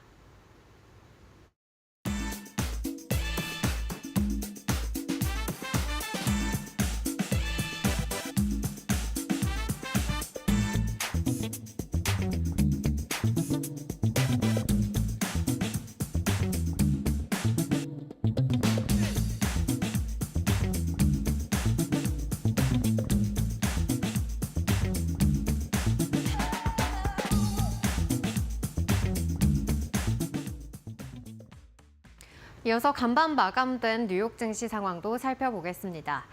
이 뉴욕 증시 계속해서 전거래일에 이어서 3대 지수는 일제히 하락한 채 거래를 마쳤습니다. 이 트럼프로 상승했던 증시가 이제는 트럼프로 하락했다라는 그러한 이야기들이 함께 나오고 있는데요. 이러한 이야기 속에는 역시나 관세 전쟁이 격화되는 것이 역시나 영향을 미쳤다고 볼 수가 있겠습니다. 트럼프가 이 캐나다가 미국의 보복 관세를 부과할 시에는 또 미국 역시도 상호 관세를 인상할 것이다라는 그러한 발언을 함께 내놨고요. 그리고 중국도 맞대응을 하는 모습들이 나타나고 있습니다. 3월 10일부터 이 미국 농산물 등의 추가 관세를 15% 부과하겠다라는 소식을 전하면서 계속해서 이 무역 긴장감이 더해지고 있는 모습입니다. 여기에 더해서 계속해서 이 스태그플레이션에 대한 우려 역시도 지속되고 있는 모습인데요. 이 뉴욕 연은 윌리엄스 총재에 따르면은 관세가 또 물가에 미치는 영향을 분석하는 것을 또 시작했다라고 전하기도 했고요. 또 향후 일부 물가가 높아질 수 있다라는 발언을 꺼내놓으면서 역시나 관세가 또 인플레이션을 자극할 수 있음을 다시 한번 시사하기도 했습니다. 그리고 또 세븐리포트 리서치에 따르면은 향후 이 증시가 10%에서 15% 정도로 하락할 수 있다는 그러한 우려 섞인 목소리도 내놨는데요. 계속해서 이 뉴욕 증시가 좀 흔들릴 수 있겠다는 점을 확인하기도 했습니다. 나스닥 같은 경우에는 장 막판에 좀 상승하는 모습을 보이는 듯 했지만은 결국에 하락으로 마감을 했고요. 지난 12월 고점 이후 이렇게 10%가량 급락하는 모습을 계속해서 이어가고 있습니다. 그래도 오늘 장에서는 일부 빅테크 종목들이 조금 상승하는 모습을 나타냈는데요. 그 가운데 엔비디아가 1% 넘는 상승세를 기록했습니다. 10년물 국채금리 같은 경우에는 전거래일 대비 소폭 오르면서 이 기술주들의 부담으로 작용한 모습이 나타났고요. 천연가스는 다시 한번 급등세를 나타냈습니다. 이 미국 서부 지역의 한파 소식이 더해지고 있는 데다가 또 이 미국의 LNG 수출 확대 속에 이렇게 천연가스는 급등세를 나타냈고요. 그리고 국제유가 같은 경우에는 이 오펙 플러스에서 4월에 또 증산하겠다라는 소식이 전해지면서 계속해서 하락세를 이어가고 있습니다. 그렇다면 간밤에 마감됐던 뉴욕 증시 섹터별 분위기도 함께 살펴보시죠. 네, 이날장에서는 방어적인 그러한 섹터들이 대부분 좀 하락하는 모습을 나타냈습니다. 이로 인해서 또 다우가 큰 폭의 하락세를 나타냈는데요. 이 필수 소비재 기업들도 역시나 빨간불을 켜내고 있는 데다가 그동안에 좀 방어주로 그동안 견조한 상승을 나타냈던 유틸리티와 부동산 섹터들도 하락하는 모습을 나타냈습니다. 그리고 금융주 역시도 좀 큰 폭의 하락세를 나타냈는데요. 이 경기 둔화에 대한 우려감으로 인해서 JP모건과 같은 대형 은행주 역시도 큰 폭의 하락세를 나타냈습니다. 하지만 기술주들은 그래도 일부 상승하는 모습들을 나타냈는데요. 특히나 엔비디아 같은 경우에는 이 저점 매수세가 들어오면서 오늘 1%가 넘는 상승세를 기록을 했고요. 기타 반도체 종목 일부도 함께 오르는 모습 나타냈습니다. 그리고 이 AI 지출에 있어서 또 여러 가지 소식들이 전해졌는데 주가는 좀 엇갈린 모습을 나타냈습니다. 구글 같은 경우에는 계속해서 AI와 클라우드 부문에 투자를 이어가겠다라는 소식 속에 2%가 넘는 상승세를 보였는데요. 반면에 이 메타 같은 경우에는 왓츠앱 등의 이 비즈니스 AI 챗봇을 도입하면서 광고 타겟팅을 높이겠다라는 소식을 전했습니다. 하지만 주가는 반대로 2%대의 하락세를 나타냈습니다. 그렇다면 간밤에 전해졌던 빅테크 소식들도 하나씩 체크해 보시죠. 네, 먼저 엔비디아 같은 경우에는 계속해서 주가는 급락하는 반면에 월가에서는 긍정적인 전망들이 나오고 있습니다. 이번에 급락을 또 저점 매수의 기회로 활용해봐야 된다는 의견들이 계속해서 나오고 있고요. 하지만 이 대중국 매출 감소의 가능성 역시도 좀 우려가 계속해서 되고 있는 상황입니다. 이 중국 기업들이 수출 통제를 피하기 위해서 우회 수입을 하고 있다는 소식 속에 이 반도체 수출이 더욱더 강화될 수 있다는 우려감들이 지배하고 있으니까요. 앞으로 엔비디아의 주가 더욱더 면밀하게 살펴보실 필요가 있겠고요. 그리고 테슬라 같은 경우에, 애플 같은 경우에는 또 AI 기능이 탑재된 아이패드를 출시한다라는 그런 소식이 전해졌습니다. 아이패드 같은 경우에는 이 지난 4분기에 또 81억만 달러의 매출을 기록을 하면서 시장 예상치를 그런 뛰어넘는 매출 실적을 기록을 했었는데요. 이번 또 AI 기능이 탑재된 이 아이패드 출시가 또 매출을 얼만큼 끌어올릴 수 있을지 여부도 지켜봐야 될 것 같습니다. 그리고 이어서 테슬라도 살펴보도록 할 텐데요. 테슬라는 이 중국의 2월 판매량이 전년 동기 대비해서 49% 감소했다라는 소식을 전했습니다. 2월 판매량은 이 3만 대 가량으로 집계가 되고 있는데 2년 내 이 최저치를 기록한 것으로 확인이 됐습니다. 유럽에 이어서 이렇게 중국에서도 계속해서 점유율이 하락하고 있다는 소식이 전해지면서 테슬라는 오늘 4%가 넘는 하락세를 기록했습니다. 이어서 간밤에 전해졌던 특징주 이슈들도 살펴보시죠. 네, 먼저 인텔 같은 경우에는 이 경쟁사인 TSMC가 이 미국에 1,000억 달러 이상을 투자하겠다라는 소식이 전해지면서 하락세로 거래를 마쳤습니다. 이 TSMC의 투자 확대로 인해서 칩 생산 능력이 확대되게 된다면은 또 인텔에 있어서는 또 위협을 가할 수 있다라는 그런 분석들이 나오면서 오늘장에서는 이렇게 6%가 넘는 하락세를 나타냈고요.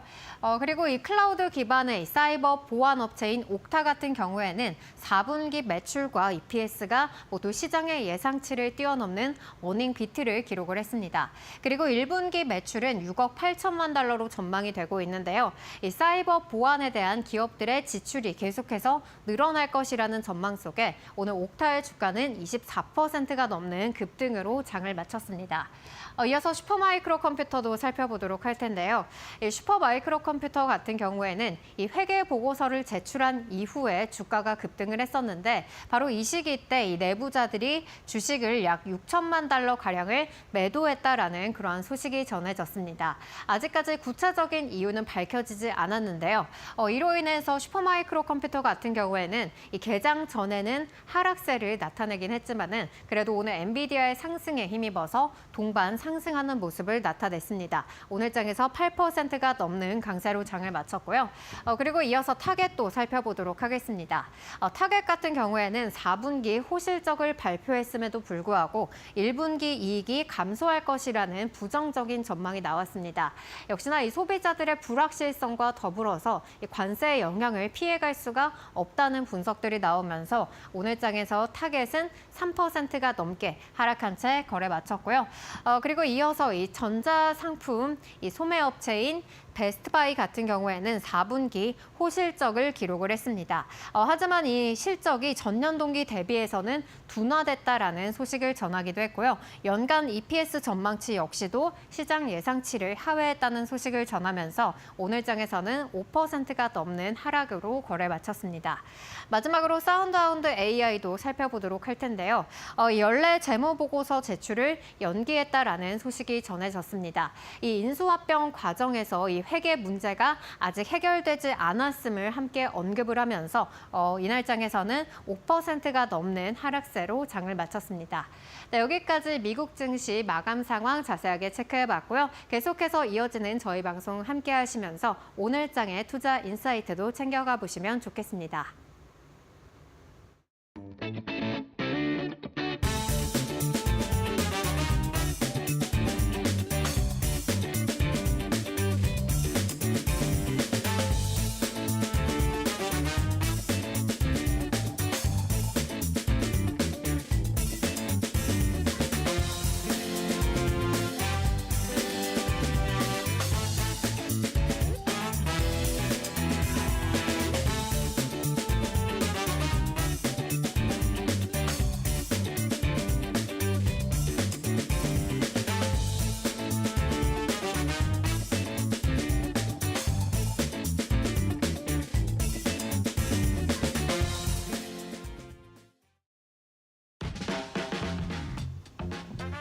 네, 여러분 잘 쉬셨습니까? 3월 5일 수요일이네요. 굉장히 오늘 이번 주는 빨리 가는 것 같긴 합니다. 네, 이데일리 TV 뉴스 브리핑. 오늘 이데일리 신문은 어떤 기사들이 있는지 지금부터 하나하나 좀 살펴보겠습니다. 예, 오늘 이데일리 톱 기사는 이 얘기입니다. 트럼프의 베끼든 TSMC 떨고 있는 K칩. 예, 트럼프 대통령, 그다음에 TSMC 회장이죠. 사진을 보면 느낌이 좀 어떠세요? 저는 이 사진 처음에 딱 보고 이 백기 들었다는 표현이 기사를 참 제목을 잘 뽑았다는 생각이 참 들었습니다. 보통 이렇게 뭔가를 합의를 하고 이렇게 악수를 하는 그런 장면에서는 서로 눈을 마주치는 게 일반적이죠.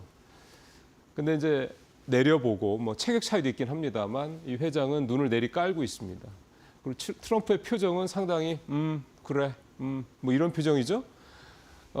TSMC 회장의 표정은 하여간 뭔가 좀 그렇게 편하지는 않은 것 같습니다. 불만도 좀 있어 보이고 그러니까 얼굴은 눈은 웃는 것 같은데 입은 굉장히 굳어 있는 표정이죠. 그러니까 이런 어떤 사진 한 장으로만 놓고 봐도 이 어떤 이벤트의 어떤 상황이 어땠을 거라는 걸 우리가 어느 정도 미루어 짐작을 할 수가 있습니다.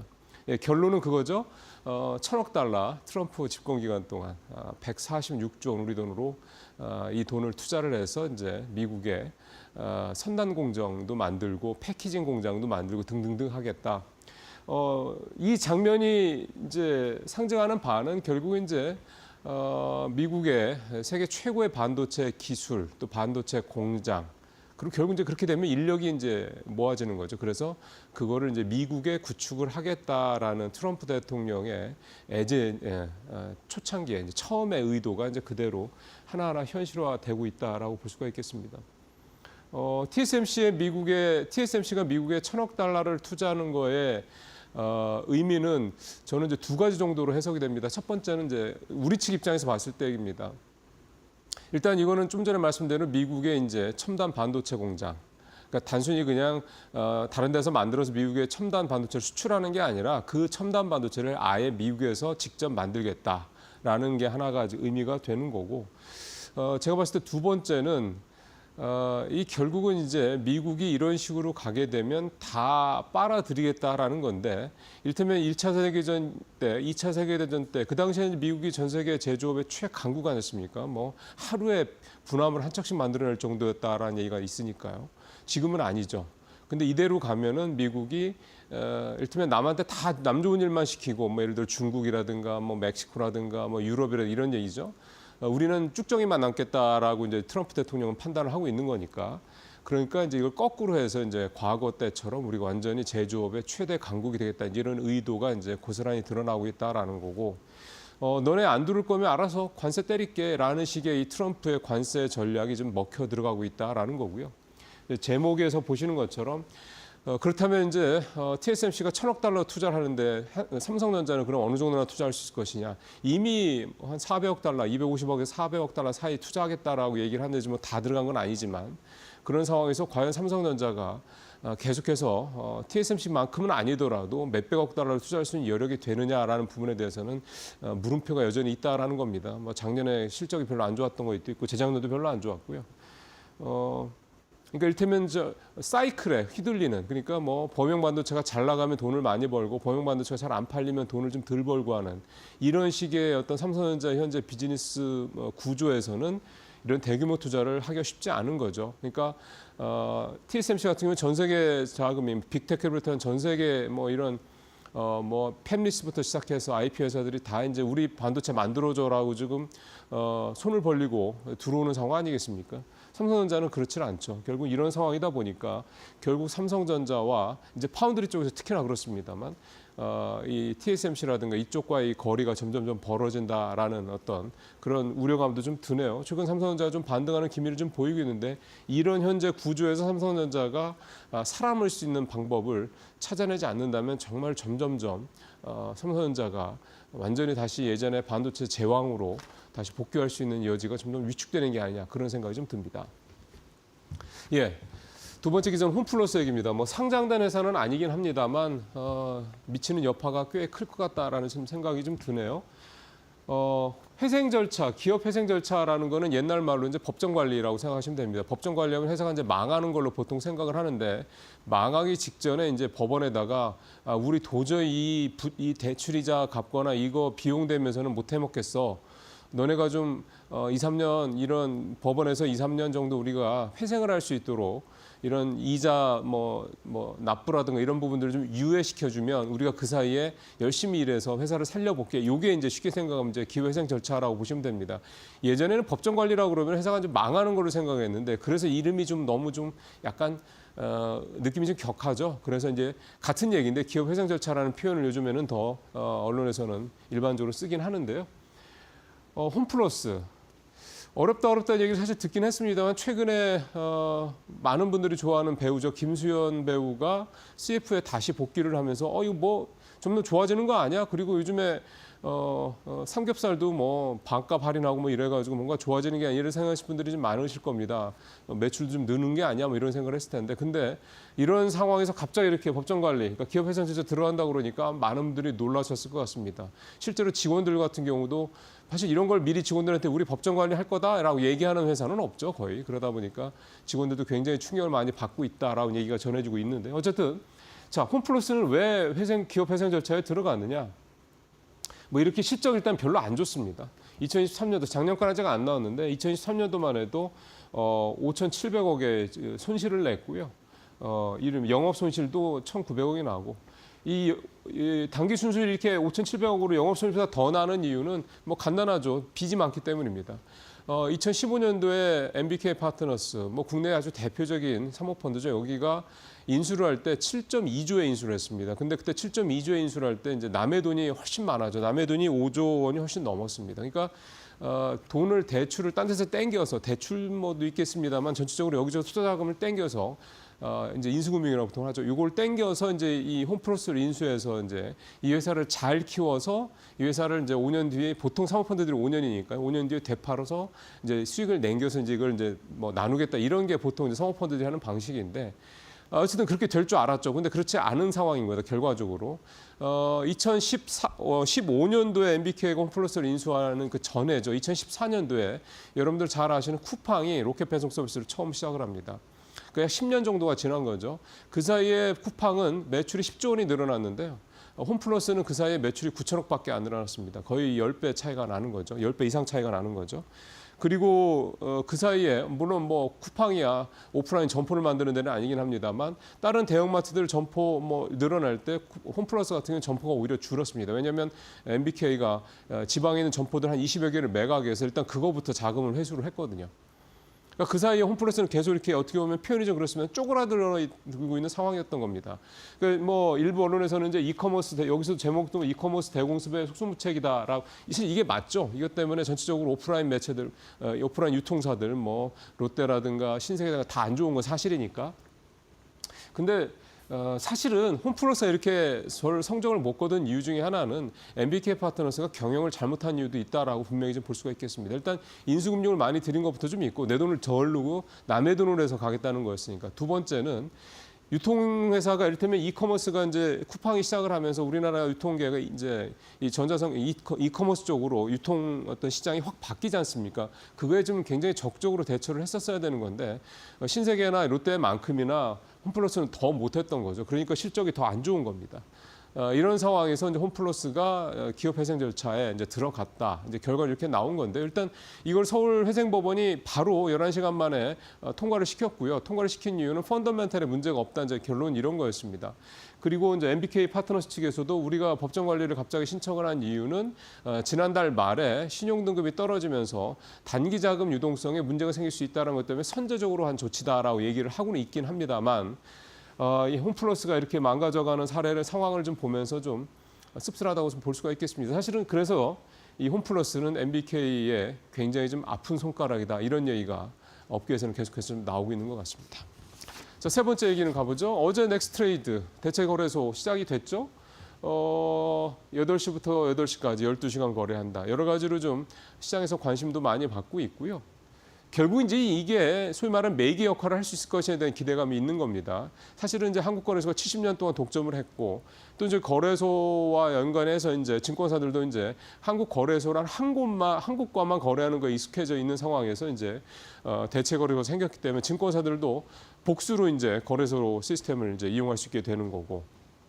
투자자들도 투자 시간만 늘어나는 게 아니라 뭐 여러 가지 서비스들도 있습니다. 일단 거래 수수료도 좀 떨어지고요. 그러니까 전체적으로 일단 복수, 즉 경쟁 체제에 따른 효과들이 증권사들뿐만 아니라 이제 투자자들한테 있을 거고 이렇게 좀 있을 거라는 거죠. 그래서 이제 매개 역할을 할 수 있을 것이다 이런 얘기가 좀 되는 거고요. 역시 이제 대체 이 거래소의 이 론칭의 그 출범의 가장 큰 수혜는 결국 증권주가 아니겠느냐 이런 기대감들을 가질 수가 있는 겁니다. 표 한번 보시면 KLX 증권 지수가요.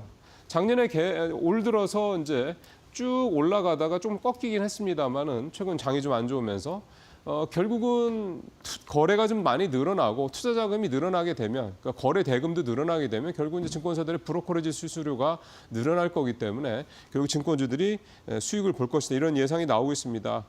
실제로 대체 거래소 설립 때문에 증권사들의 연간 이 거래 수수료 수입이 1조 7천억 정도 늘어날 것 같다는 얘기도 나오고 있으니까요. 어쨌든 증권주들 좀 다른 눈으로 볼 상황이 좀 되지 않았느냐 이렇게 좀 볼 수가 있겠습니다. 여기에다 물론 주주원화 정책 이런 부분들은 당연히 양념을 잘 치야 되는 상황이 되겠죠.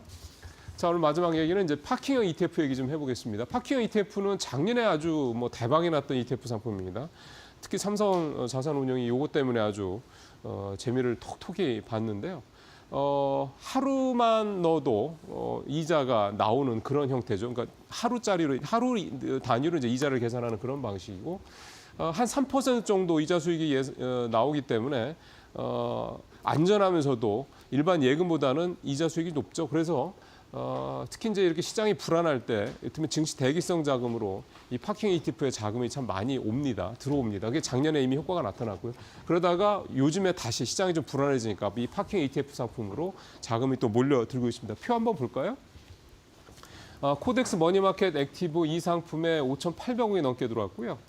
코덱스 CD 1년 플러스 액티브 상품에도 1,046원이 들어왔습니다. 그다음에 IQ, 1Q 머니마켓 액티브. 그러니까 좀 이게 머니마켓 펀드라는 건 MMF, 여러분들 잘 아시는 그런 대표적인 또 증시 대기성 자금이죠. 그다음에 CD 이런 거에 이제 기반으로 해서 운용이 되는 그런 이제 ETF 상품이죠.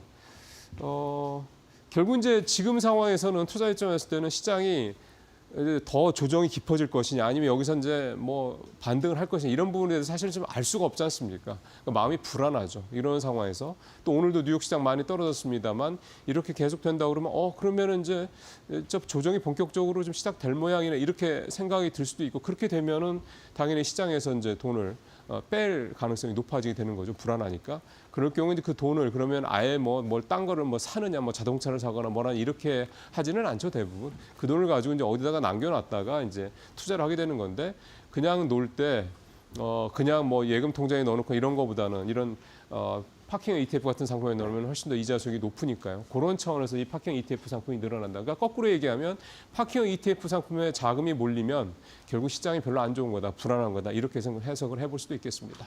네, 뉴스 브리핑은 오늘 여기서 마치도록 하겠습니다.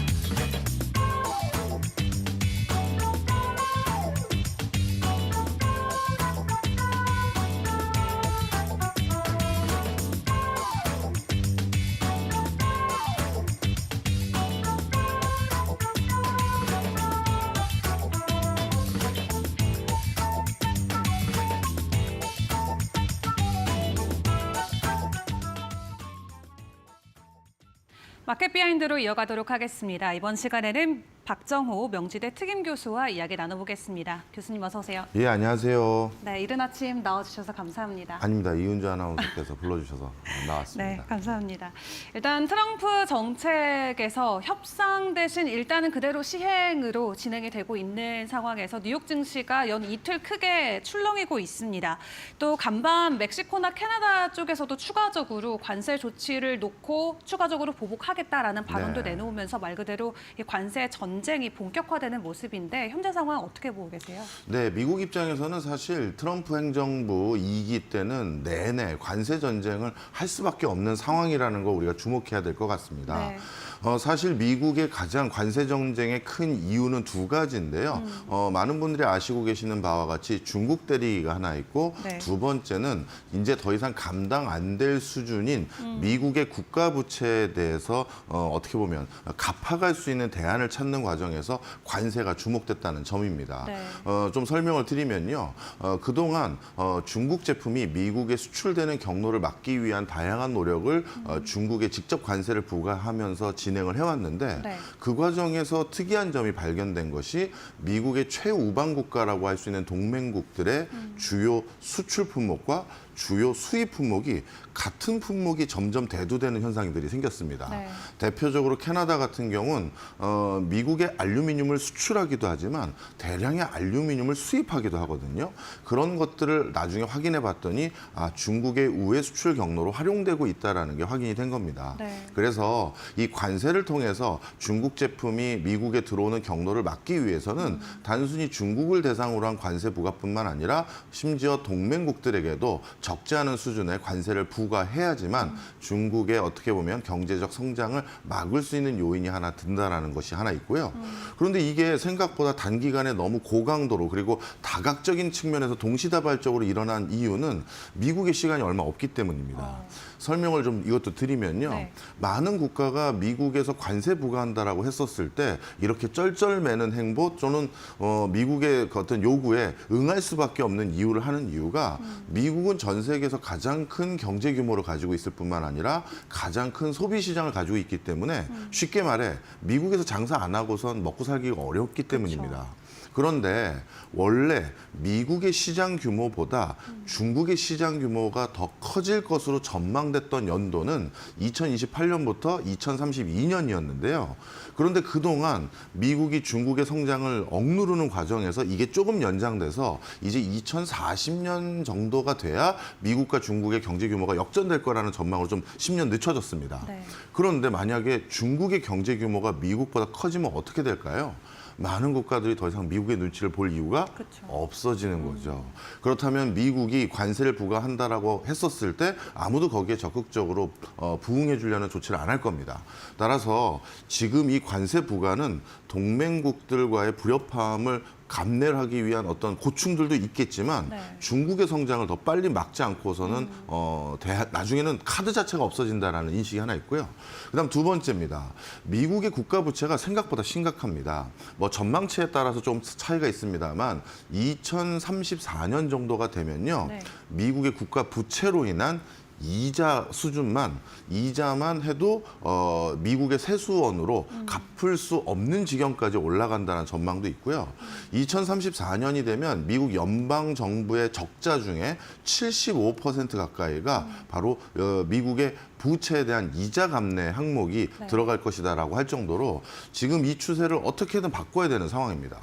그런데 그러면 빚을 점점 더 갚아가야지만 이자 비용도 줄어들고 부채 규모가 잦아질 거잖아요. 그런데 그렇게 하기 위해서는 어디서 세수원을 더 확보해야 되는데 미국은 전통적으로 국민 부담률을 25% 선에서 엄정 관리하고 있었습니다. 다른 OECD 국가들은 한 35% 좀 안 되는 선인데요.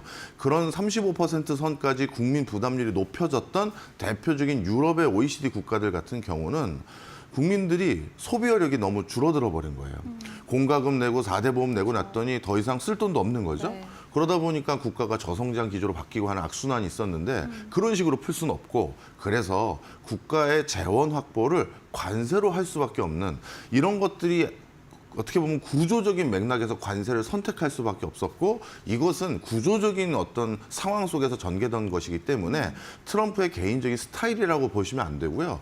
트럼프 2기 내내 네. 관세를 가지고 옥신각신은 계속된다. 저는 그렇게 보고 있습니다. 네, 중국을 견제하기 위한 하나의 카드 그리고 내부적으로 가지고 있는 이 부채에 대한 부담 비중을 줄이기 위해서 관세라는 조치를 꺼내 들었다 설명을 주셨습니다.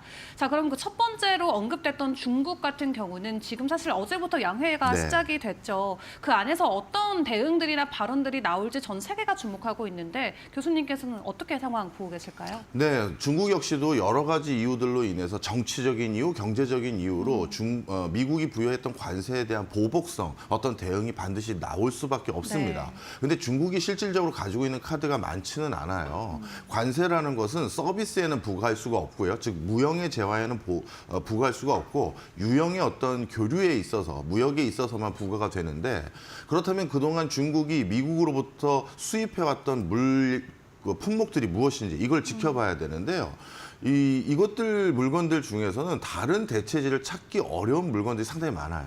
대표적으로 가장 비중이 큰 품목 중에 하나는 반도체 관련 부품들 이런 것들을 미국에서 대량 수입해 오고 있었고 그리고 자동차 관련한 정밀 부품들 이런 것들을 또 미국에서 대거 수입해 왔었는데 이런 것들은 중국 입장에서도 본인들이 다시 어딘가 재수출을 하기 위해서 반드시 들여와야 되는 품목들이거든요. 그렇죠. 따라서 중국의 어떻게 보면 수출 경쟁력이 아직까지는 가격 비중이 높은 상황에서 미국산 부품이나 중간재 또는 설비, 기계와 관련돼서 관세를 부과했다가는 본인들의 가장 우월한 가격 경쟁력에 훼손이 줄 수 있는 요소이기 때문에 거기에는 쉽게 관세 부과하기가 어려울 겁니다. 그러면 중국이 관세 부과할 수 있는 남은 품목들이 뭐냐라고 했었을 때 곡물류하고요. 그다음에 석유류와 같은 에너지류 정도가 남아 있는데요. 네. 이런 것들은 사실 미국 입장에서도 그렇게 뼈아픈 품목은 아닙니다. 곡물 같은 경우는 중국이 관세를 부과해서 미국 내의 그 농가에 약간 위축을 야기할 수 있다고 했었을 때 네. 여타 국가들에게도 곡물은 어떻게 보면 떠넘길 수가 있는 품목이거든요. 그렇기 때문에 중국이 이번 양회에서 내놓는 카드라는 것이 실질적으로 미국을 괴롭히기에는 좀 역부족인 부분은 일부 있을 겁니다. 그렇군요. 자, 이렇게 여러 가지 좀 관세 정책을 놓고 각국마다 좀 대응 방식들이 다르기도 하고 일단은 양해가 진행되고 있는 만큼 중국 쪽에 시선이 쏠리고 있는 상황인데 그에 대한 부분들 먼저 짚어주셨고요.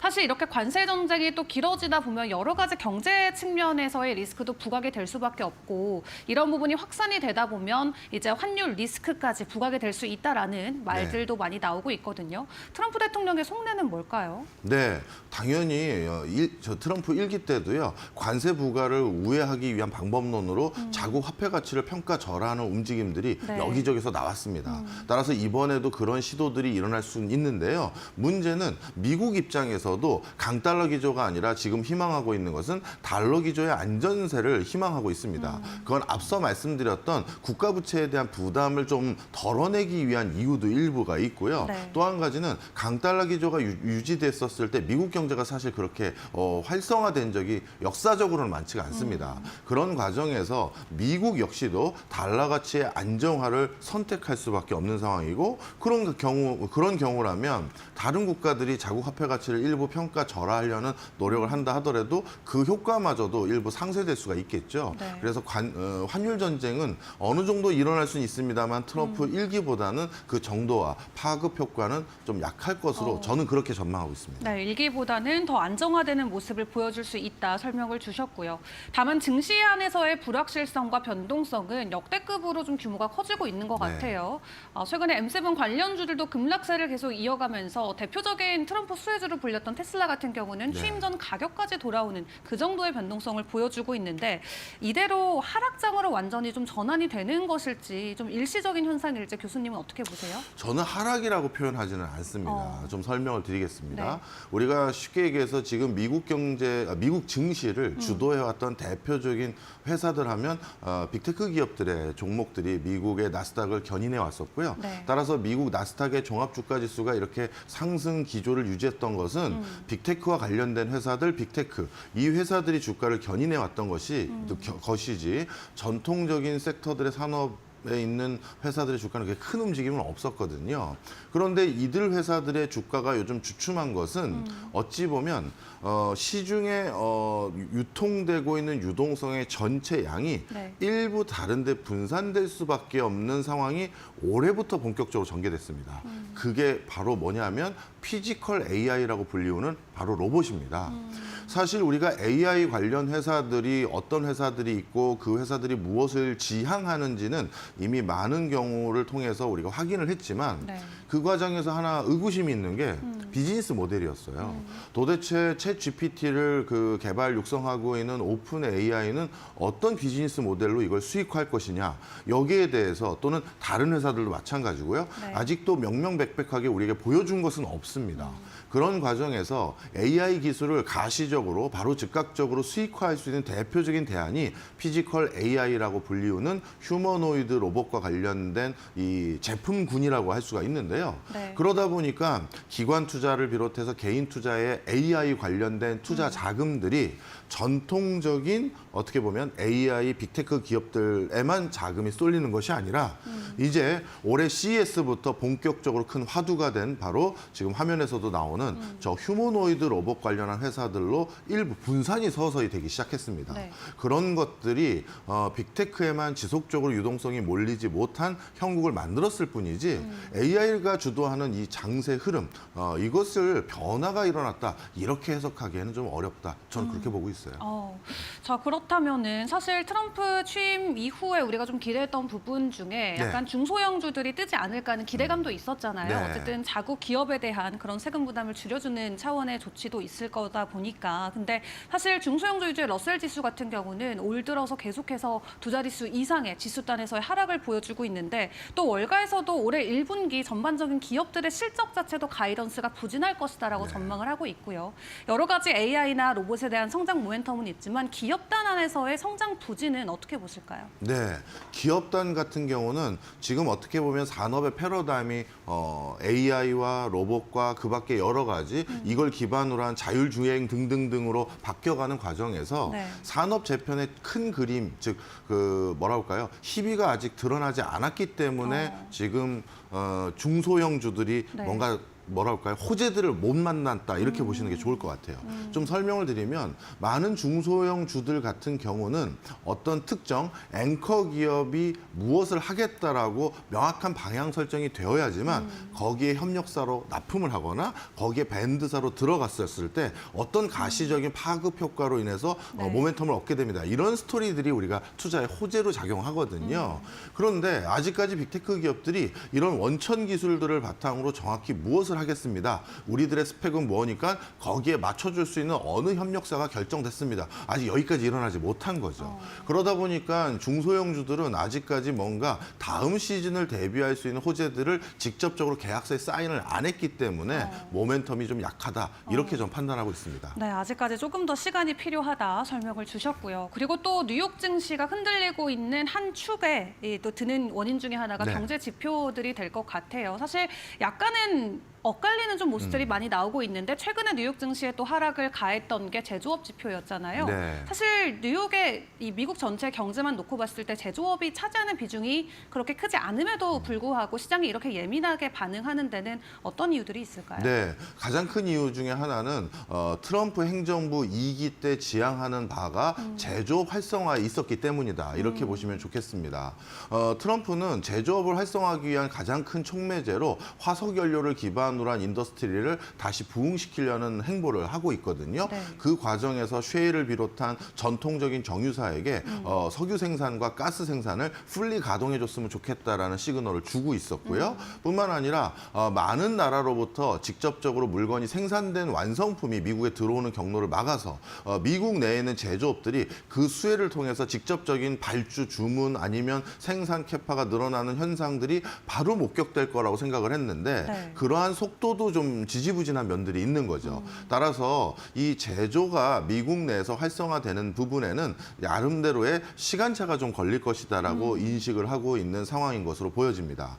특히 이 과정에서 많은 국가들이 미국에 어떻게 보면 생산 설비를 이전하는 과정에서 즉각적으로 우리는 어떤 투자를 해서 어디에 어떤 공장을 짓겠다라는 것도 명확하게 시그널을 줄 수 없는 이유가요. 네. 트럼프가 일관되게 어떤 계약 내용을 제시하고 이거를 우리가 만족하는 회사들에게는 바이든 행정부 때처럼 어떤 형태로 보조금을 지급하겠다라는 것이 아니라 네. 건 바이 건으로 케이스 바이 케이스로 계약을 성사시키려는 그런 형태를 추구하다 보니까 기업 입장에서도 우리가 받는 게 무엇인지가 정확하게 드러나지가 않은 거죠. 그러다 보니 미국 내에 제조업이 크게 힘을 받기에는 여러 가지 어두운 면이 좀 있고요. 또 한 가지 중요한 맥락이 있습니다.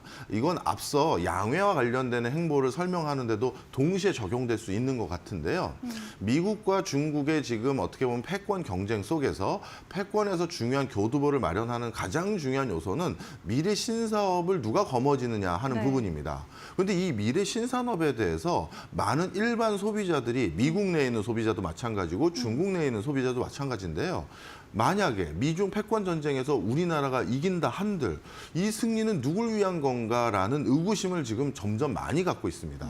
대표적으로 중국도 마찬가지고 미국도 마찬가지인데요. 중국 같은 경우는 바이두가 올해 중국의 65개 도시에서 로보택시를 운영하겠다라고 지금 거의 발표를 해놓은 상태예요. 네.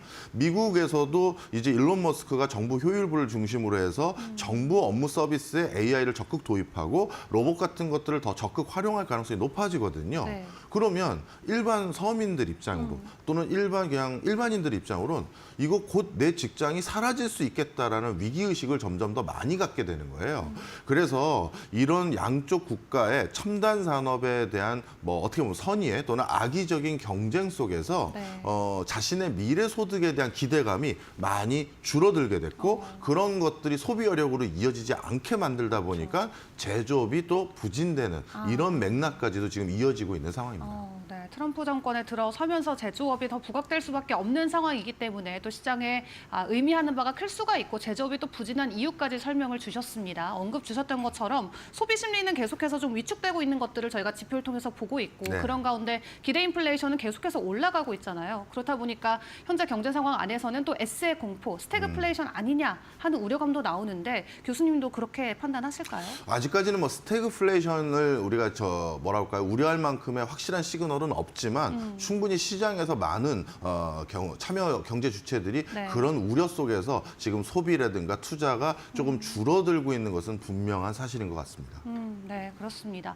자, 그렇다면 이렇게 정말 한 치 앞을 내다볼 수 없는 이 증시 상황을 저희가 겪고 있는데 그런 가운데 최근 국내 투자자들의 움직임을 놓고 확인을 해보면 지금 다시 한번 미국 증시가 아닌 이 중국 증시로 다시 국내 개미들이 돌아가고 있다라는 헤드라인들이 많이 나오고 있더라고요. 아무래도 양회를 통해서 나올 수 있는 부양책에 대한 기대감이 또 투심에도 반영되는 게 아닐까 싶은데 최근 M7 종목들이 이렇게 부진한 가운데 다시 중국 기준의 이 빅테크 기업들이 뜨고 있잖아요. 네. 이러한 움직임이 좀 장기화가 될 수 있을까요? 예, 저는 그렇게 보입니다. 어찌 보면 우리가 상상할 수 없었던 화면을 얼마 전에 중국에서 공개해서 본 적이 있는데 네. 시진핑 주석이 중국계 빅테크 기업의 여러 CEO들과 직접 대면하면서 격려하는 모습을 본 네. 적이 있습니다. 그중에서 대표적으로 시진핑과 어떻게 보면 소원한 관계가 돼버렸던 마윈하고도 직접 웃으면서 인사하는 모습들을 본 적이 있는데요. 네. 이것은 중국의 정책 기조가 빅테크에 대해서 다시 우호적인 기조로 바뀌었다.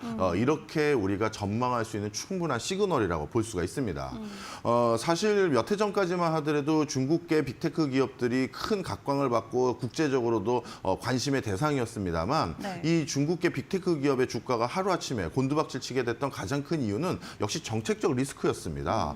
빅테크 기업들의 초과 이익에 대해서 많은 부분 국가뿐만 아니라 기부로 사회에 환원하라는 요구를 받게 네. 됐었고요. 그리고 뭔가 데이터를 기반으로 한 신규 사업을 하는 데 있어서도 여러 제약들이 많았고 중국계 빅테크 기업의 경영진 또는 경영적인 의사결정에 공산당에서 직접 파견한 사람들이 관여할 정도로 어떻게 보면 투자자들 입장에선 정상적인 경제활동, 경영활동이 어려운 거 아니냐라는 우려까지도 네. 가질 수 있는 만한 행보들이 많았는데요. 그런데 그런 것을 최근에 시진핑 주석이 직접 해소해줬다라고 해도 과언이 아닌 것 같습니다. 따라서 이번 양회에서 이런 중국계 빅테크 기업들이 제2의 딥시크와 같은 네. 또 다른 성과들을 낼 수 있는 여러 토양들을 많이 발표할 것으로 저는 점치고 있습니다. 네, 그렇다면 이번 양회에서 경기 부양책 중 어떤 부분들까지 언급이 될 거라고 예상하실까요? 네, 일단 가장 직접적으로 가장 많은 부분이 포함될 것으로 보여지는 건 증시 부양과 관련된 내용으로 봅니다. 네.